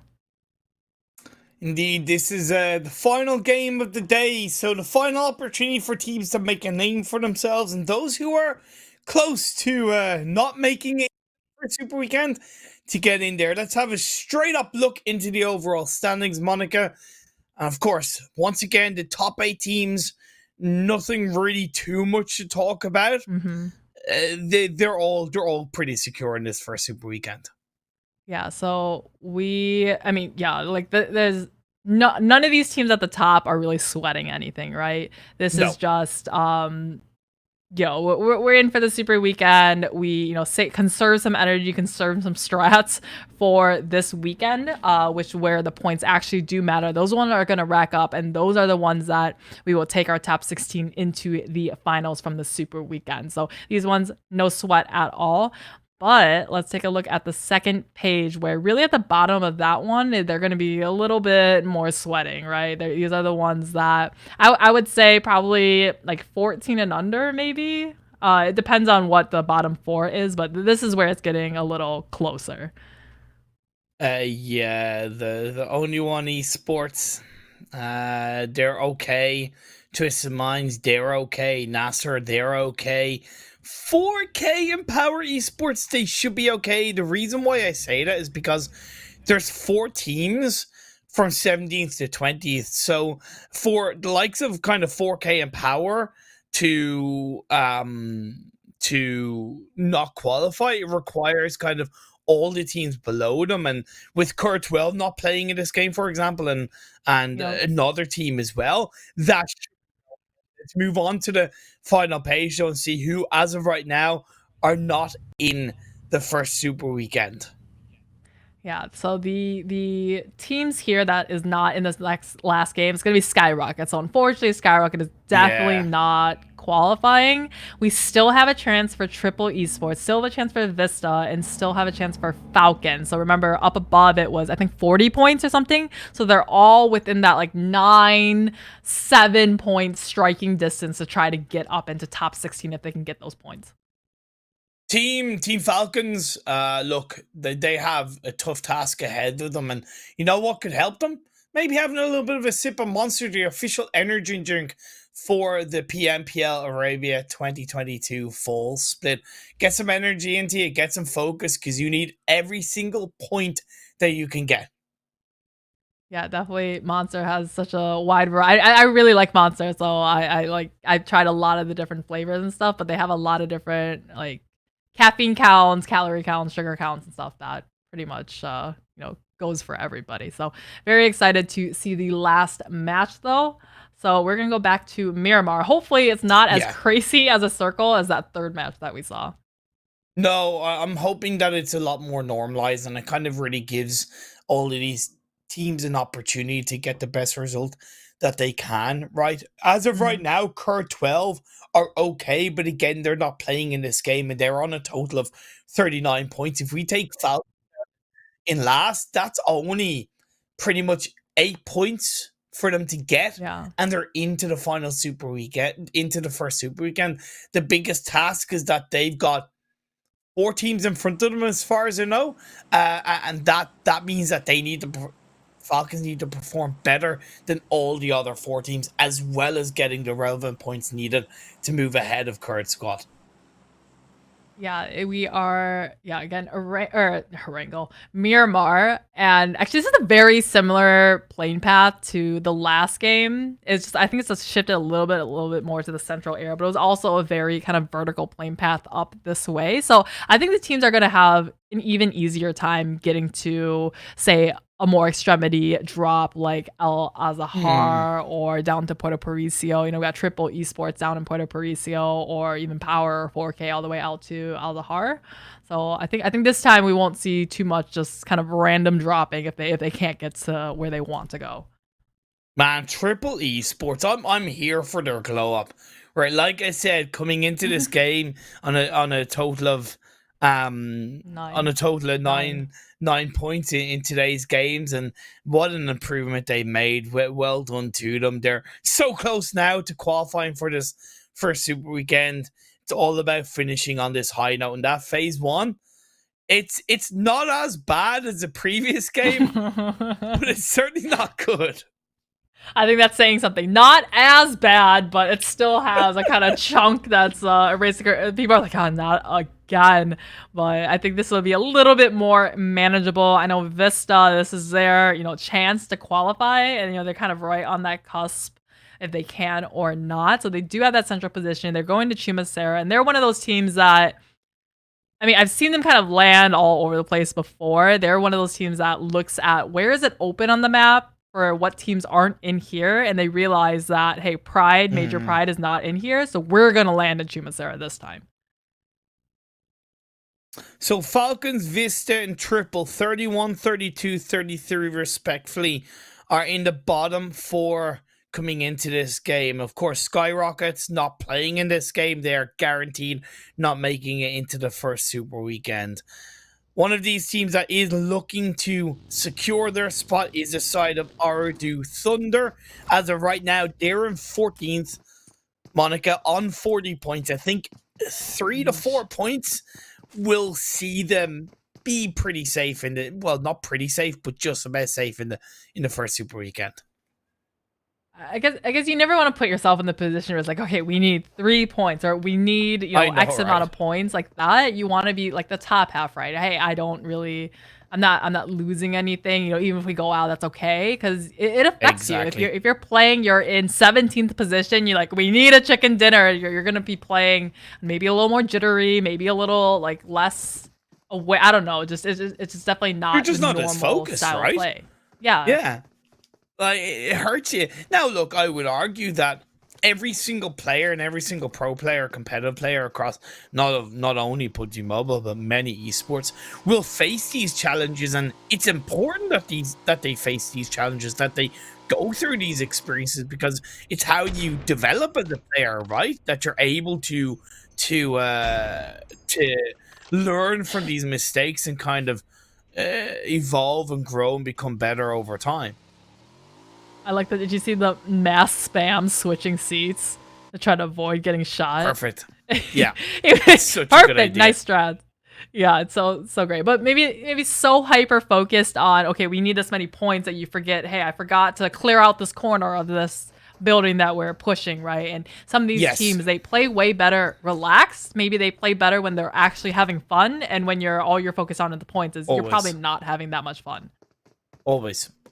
So as of right now, Vista Gaming somewhat in the center of the circle around Chumacera, so they're looking pretty good. But again, it means they're going to have teams coming towards them, so they're going to have to be proactive and kind of get their butt into gear in that regard. NIGMA Galaxy still in El Pozo, pretty normal stuff. And Twisted Minds back into their normal drop spot of Monte Nuevo.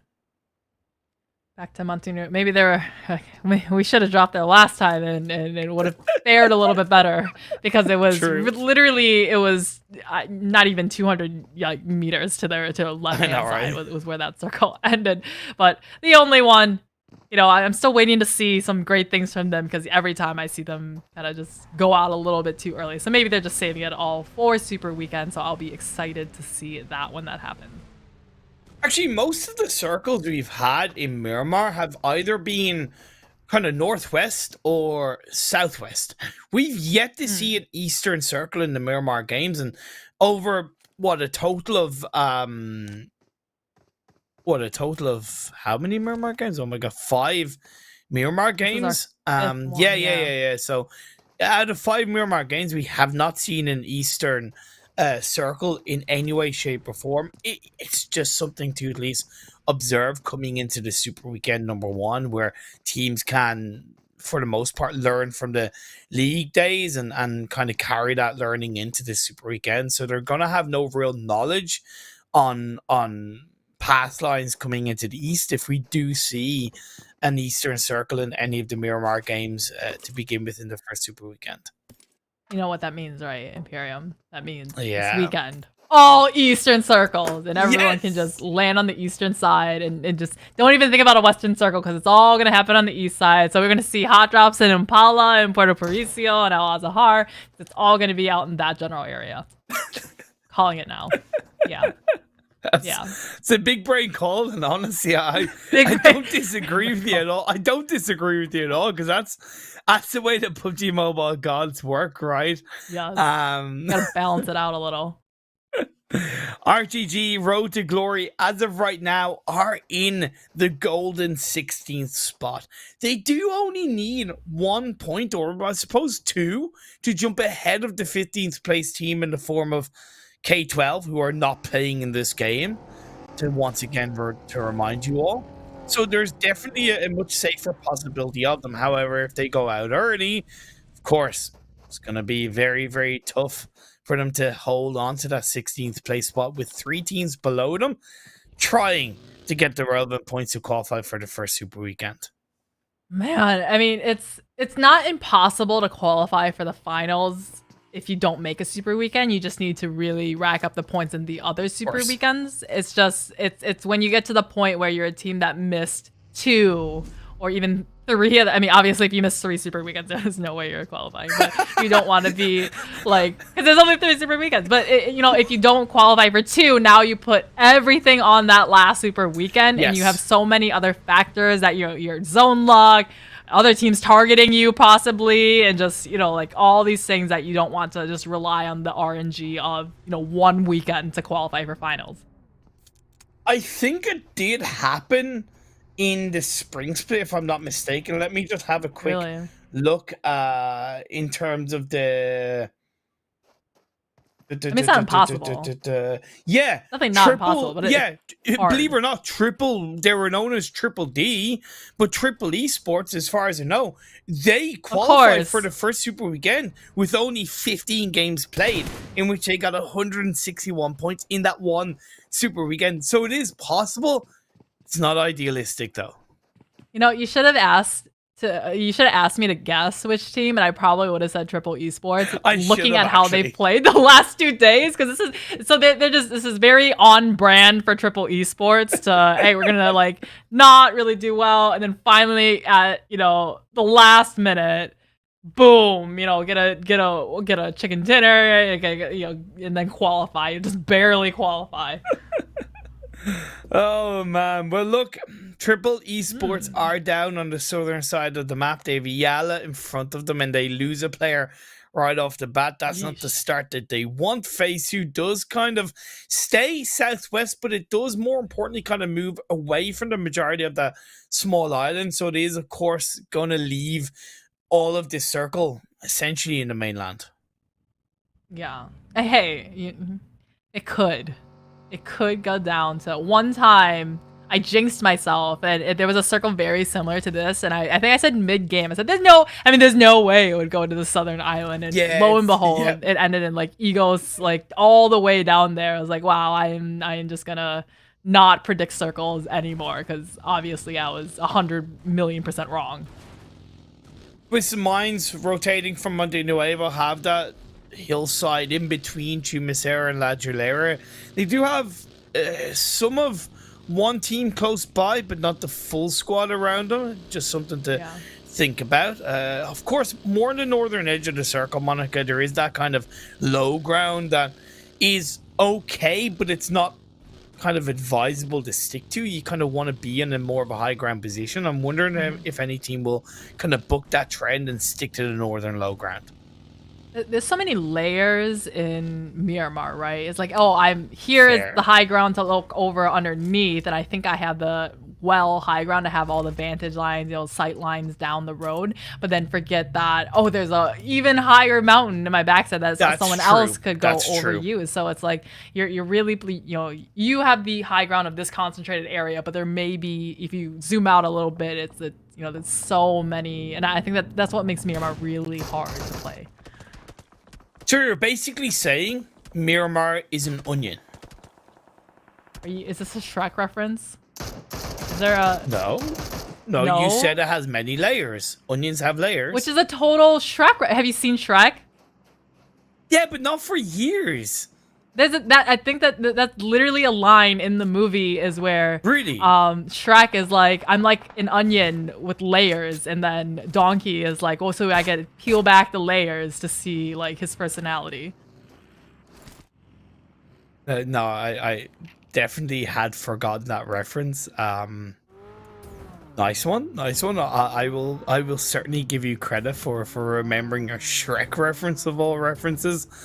I don't really know how to respond to it, so I'm just gonna continue to talk about the game, as Falcon Esports are one of those teams that stuck to the northern low ground and rather kind of following suit, coming in a little bit late. 90th minute are still in the blue, by the way, along with 4K, and NIGMA Galaxy are sticking to the western side.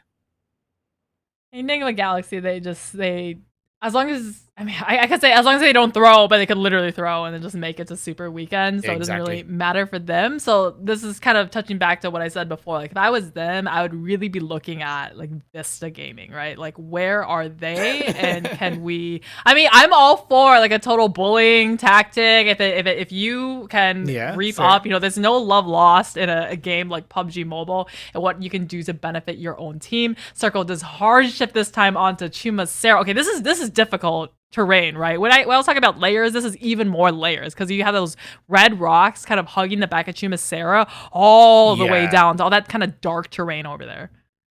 Yeah, definitely. This is a tricky circle shift, and I would definitely say it's tricky for the teams who are already inside the circle as it is for the teams who are outside the circle. Obviously, if you're inside, you have the advantage of maybe having more time to set up a defense, to get information.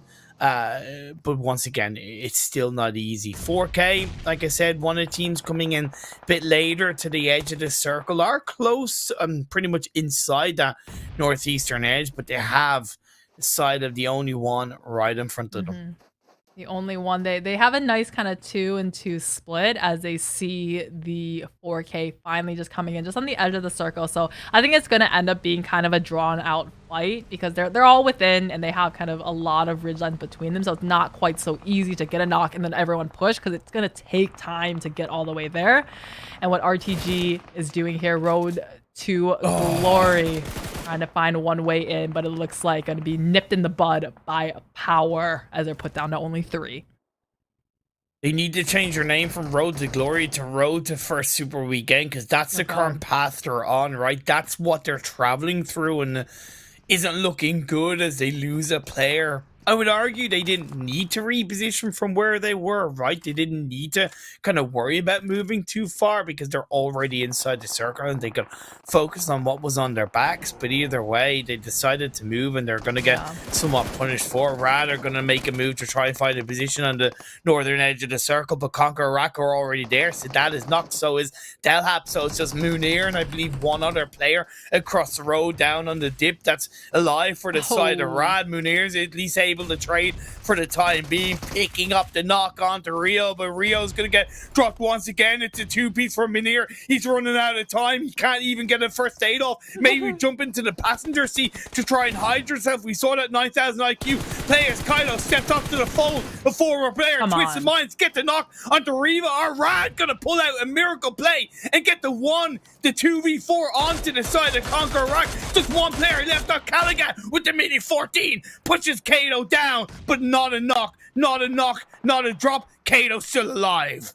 Yeah, just like they let the one Overwatch on the other side of the street, which is really great because now they're able to get the reset on this side. But that mini 14, he needed to get the knock there, but just missed out on that last shot. But I think the player from Rad able to just hit the deck as quick as he could and able to avoid getting knocked. Now both of them having to fend off this potential push from RTG Royal or Road to Gaming because I mean the circle just shifted, but they smelled the blood in the water and they want to collect up on some of these elimination points.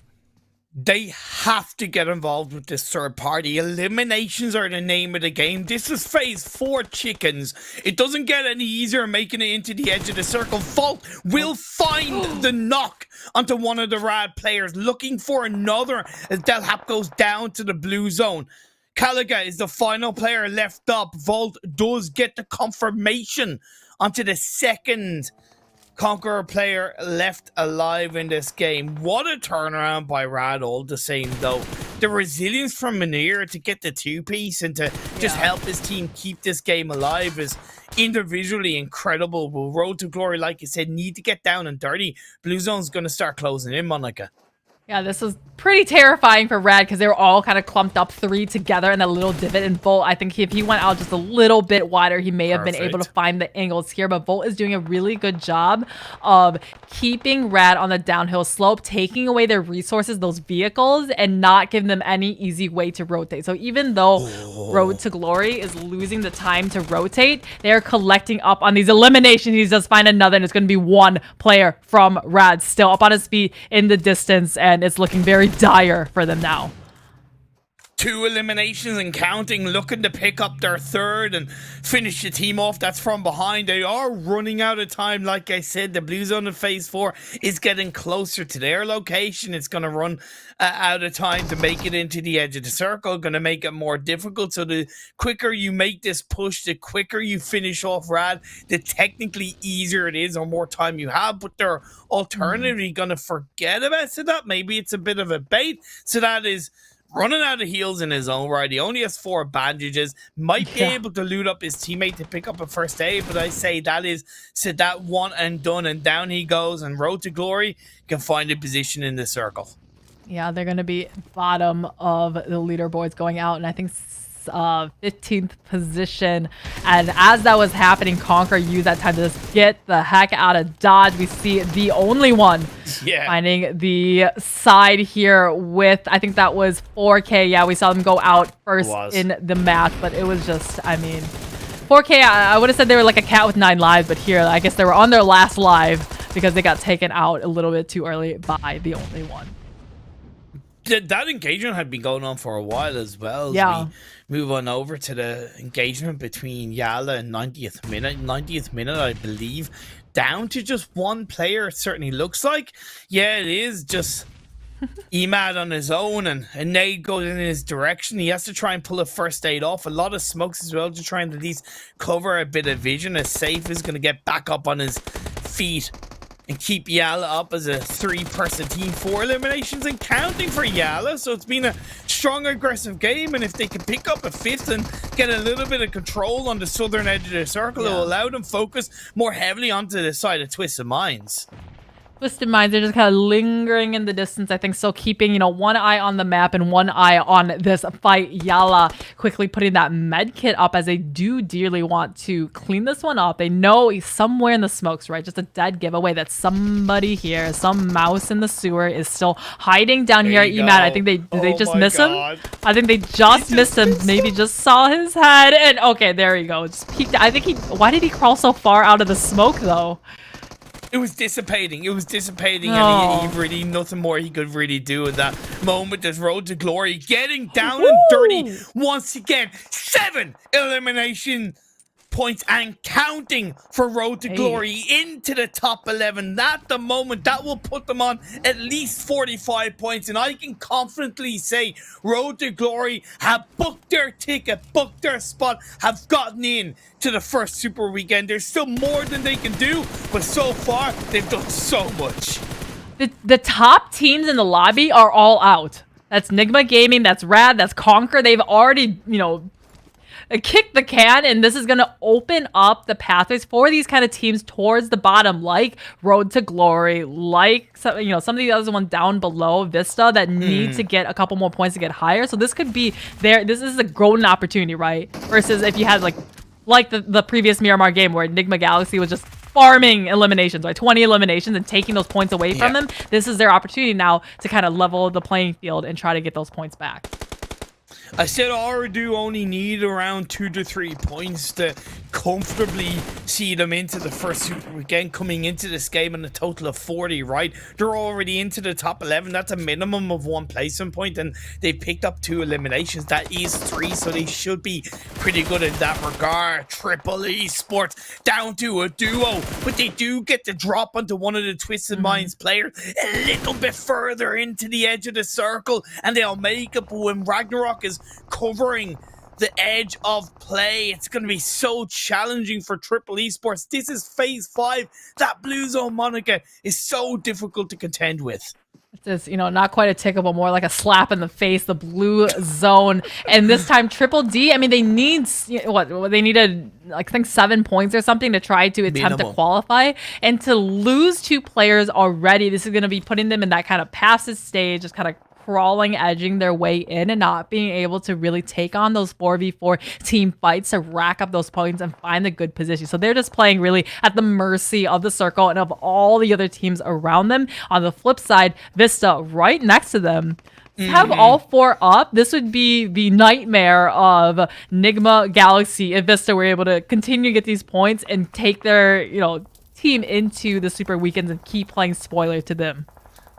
Also a nightmare for Triple Esports. Both of those teams were on the same points coming into this final game, and with VISTA 2 bodies higher, 2 more bodies in this lobby, it's going to be much easier for them to carve their entry point into this circle. It seems like this engagement is going to come sooner rather than later. I don't think Vista Gaming know that Triple Esports are right in front of them. No, they have no idea. Clever steps up, looks for a clever knock, but is only going to be able to take Trofka down to about a third health, instantly returning with a nade. He needs to make this one count. 75 health. The first aid comes up. It's going to push Trofka back, kind of put him into a position where he can get the knock, possibly. But again, Vista Gaming now should have the numbers behind them to scale back. Trofka is able to go back down the hill. Clever does not overstep his mark.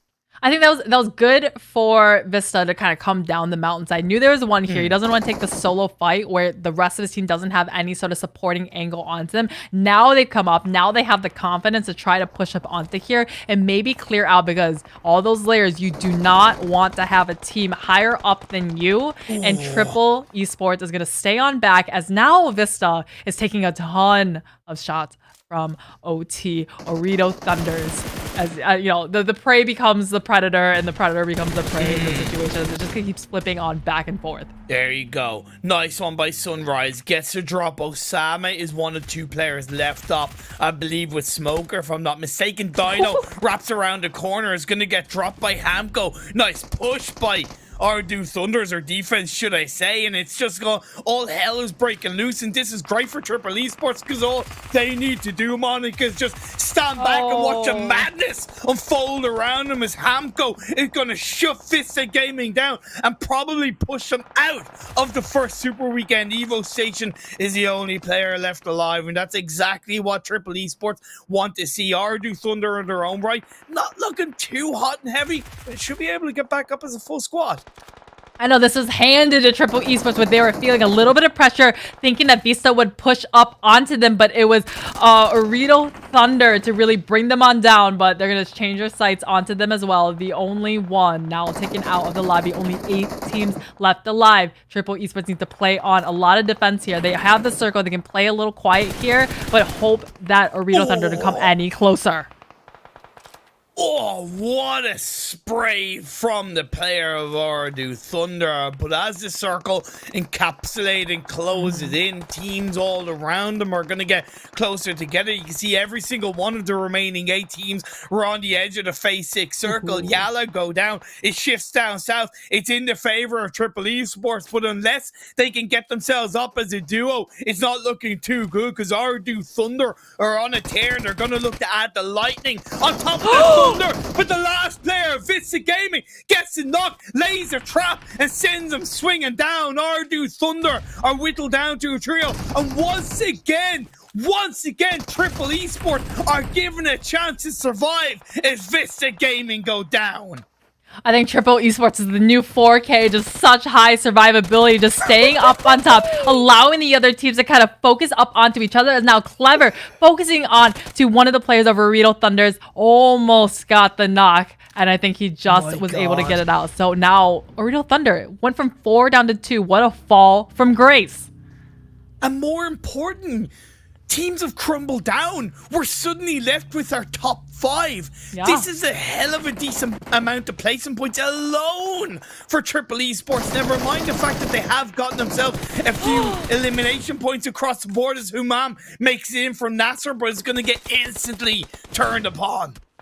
Falcons, another team that really needs the points here, but NASR is taken out now. And now out in 5th position, so 4 teams left alive. Falcons just eating the blue zone right now. You can see how much damage it is, and suddenly it's only Yusuf left alive, trying to hang on dearly as Clever pushing up with his teammate onto OOREDOO Thunders. He goes in for the 1v2, but can't come on board. You need to make that double trouble count as much as possible. I get that YWZ3 was on his own and in the open, but my God, you gotta try and make that push. Triple Esports, we are 4 teams left. That's a minimum of 88 placement points as Falcons go down in the all-elusive 4th place. Coming into this game in 20th spot. Will that be enough points to make it into the first Super Weekend? It remains to be seen as Triple go down and we're left with our final 2 teams. Twisted Minds. One just got revived and does get knocked. Now it's going to be OOREDOO Thunder, the two as a duo trying to pull them out. They know they have them cornered here somewhere in the grass, using the third person perspective to peek on over, trying to find this one out, but Twisted Minds just not quite enough. And the winner chicken dinner does go to OOREDOO Thunder. OOREDOO Thunders, man, like, they were a little bit unlucky. They were pretty solidly opportunistic onto VISTA Gaming, but then they just couldn't finish them off. The final player of VISTA Gaming laid a perfect trap and picked one up. And if it wasn't, luckily, like, NASR didn't really push aggressively earlier again, because when you had so many teams around the edge of the circle, teams were maybe afraid to push in that regard. And then they were left as a duo. Luckily, they got rid of Triple Esports in the right way. They only needed a couple of points, but as we look at the match rankings, they got themselves a chicken dinner. I didn't that much from them, and so then they come out and just very, I don't know, it's 27 points with 12 eliminations. I mean, we always see that the teams that win, we rarely see a, hey, first place and then sub 5 eliminations. It's always the teams that played aggressively, went for those eliminations, were also the ones that put themselves in the positions to also win out those matches. 27 points. Twisted Minds, though, that is a lot of points for them, but it's going to be Triple Esports at 15 points. Was that enough to make it into this weekend, Super Weekend? Man, it's going to be close. Falcons in their own right picked up 9 points, by the way. I'm not going to speculate in terms of where that puts them, and I'm not going to do any calculation, but the point is, that was a decent amount of points. I just don't know if it's enough. Road to Glory in their own right, they were coming into this game on 16th spot. Right, they found 9 points. That sees them absolutely all good in the hood for the first Super Weekend. That I can guarantee. So let's take a look at the second half from this match. We have VISTA getting 5 points, the only one getting 5 as well. A little shocked at CONQUEROR, because all we did was hype them up today, right? And to come out with 1 point. But they are well up in that top 3 positioning, so I think it's all right for them. But yeah, we had a lot of our top teams going out early, which kind of opened up the gates for teams like OOREDOO Thunders, like Twisted Minds, etc., to kind of get a lot of points out of that Miramar match. Man, it's pretty wild. It's so wild. Yeah. In the spring split, Triple Esports, then known as Triple D, didn't make it into the first Super Weekend. They didn't make it by a grand total of 4 points. Will it be the same this time around, or will they have broken that mold and have qualified for the first Super Weekend in the full split? Yeah, we will certainly see, but it's always kind of, yeah, it never feels good to see a team as, by 1, 2, 3, 4 points, because then all they're thinking that entire weekend that they're not playing is, man, if we did this differently here, there's one thing differently, or if we had pushed here instead, or whatever, like just critically hyper thinking about every single choice that they made. But I mean, a lot of teams, that they don't make the Super Weekend, they still have a lot of chances if they can make the next one. But let's see the overall here. So this first half are the ones that are for sure in the Super Weekend. They didn't really have to sweat anything, and it's NIGMA Galaxy finishing out with 100 points. Like I said, the blueprint of the MENA region as a whole finishes the first league play in first place with 2 chicken dinners, the only team to get 2 chicken dinners. One thing that I do want to kind of highlight is the side of GEEKAY Esports. Definitely a positive improvement from day one between the balance of elimination points and placement points. I still would like to see that more balanced in around the 50-50 mark. However, I still want to compliment them on an improvement from yesterday's distribution to today's distribution.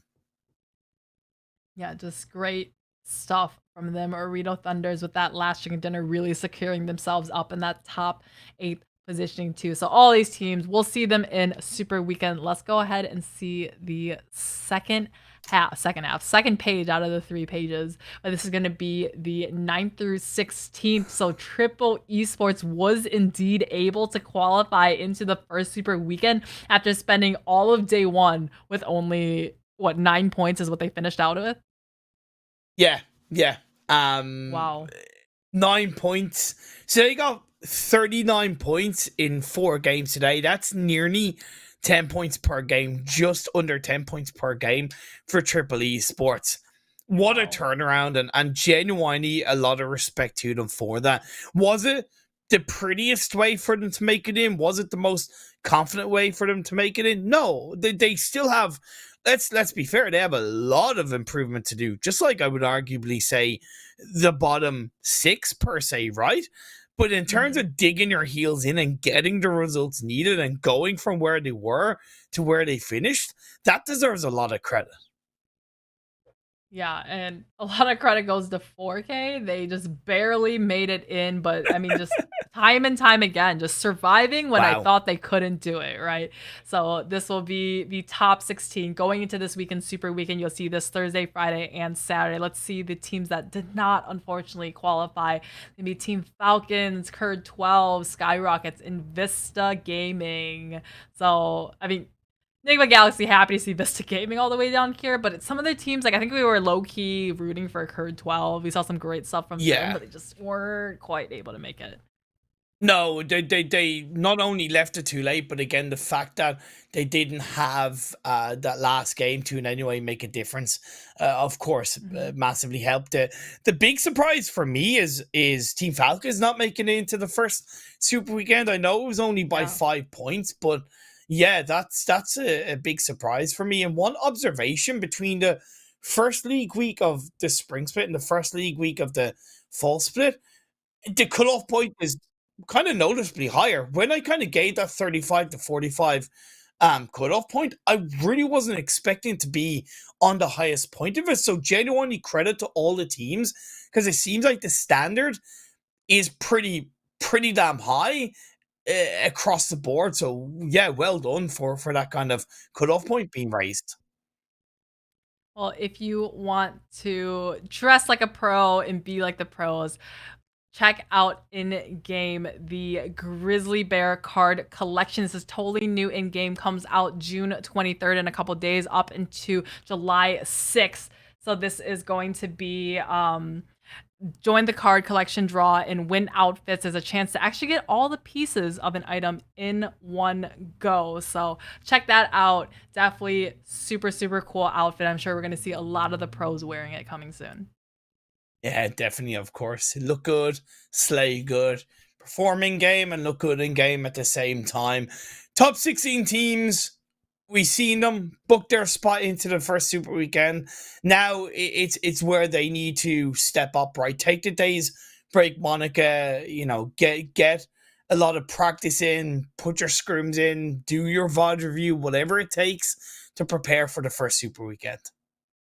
Yeah, for Super Weekend, we're going to see, I think, an even higher level of seriousness. I think there's a lot of teams here who, hey, we qualified, and then after that, it's like, we're going to take it kind of easy. You know, it doesn't really matter. But I think here it's going to be seriousness, level 100, every single match, because every single point counts here. And they really, I mean, they're not only playing for qualifying for the finals, but there is prize pool involved in it. So you definitely want to play as well as you can in the Super Weekends. There's 15 grand available, right? One per chicken dinner. So if you're able to grab yourself 2 to 3, maybe even 4, damn, that'd look pretty good. Not only for your bank account, but of course for your confidence leading into the second league week. Yep, definitely. Well, let's go ahead and head to the recap. Just kind of recap today. Imperium, I guess. We will see everybody tomorrow, though. Is it tomorrow or the next day?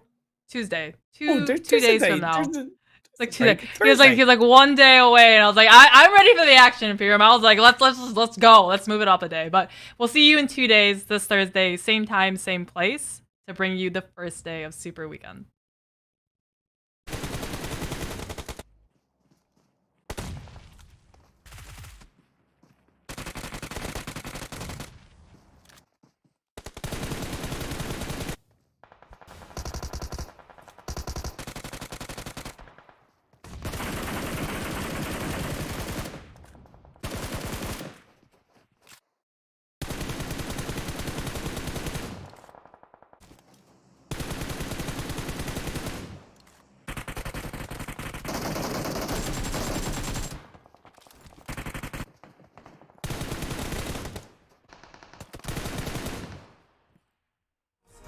get back up when you fall. You better get up.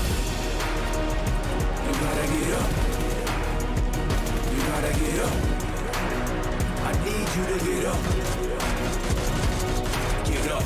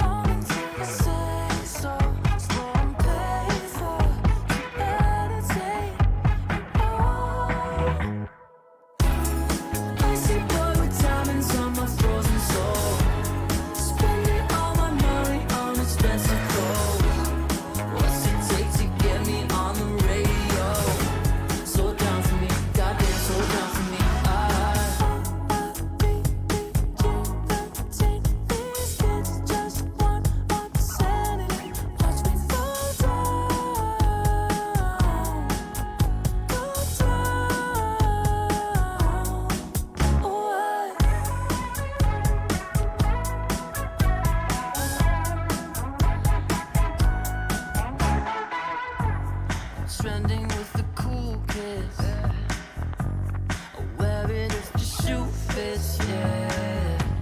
Designer brand exclusive. I wear it once and lose it for the next best thing.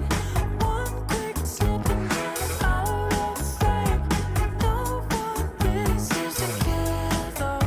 Got an ego, can't explain. No.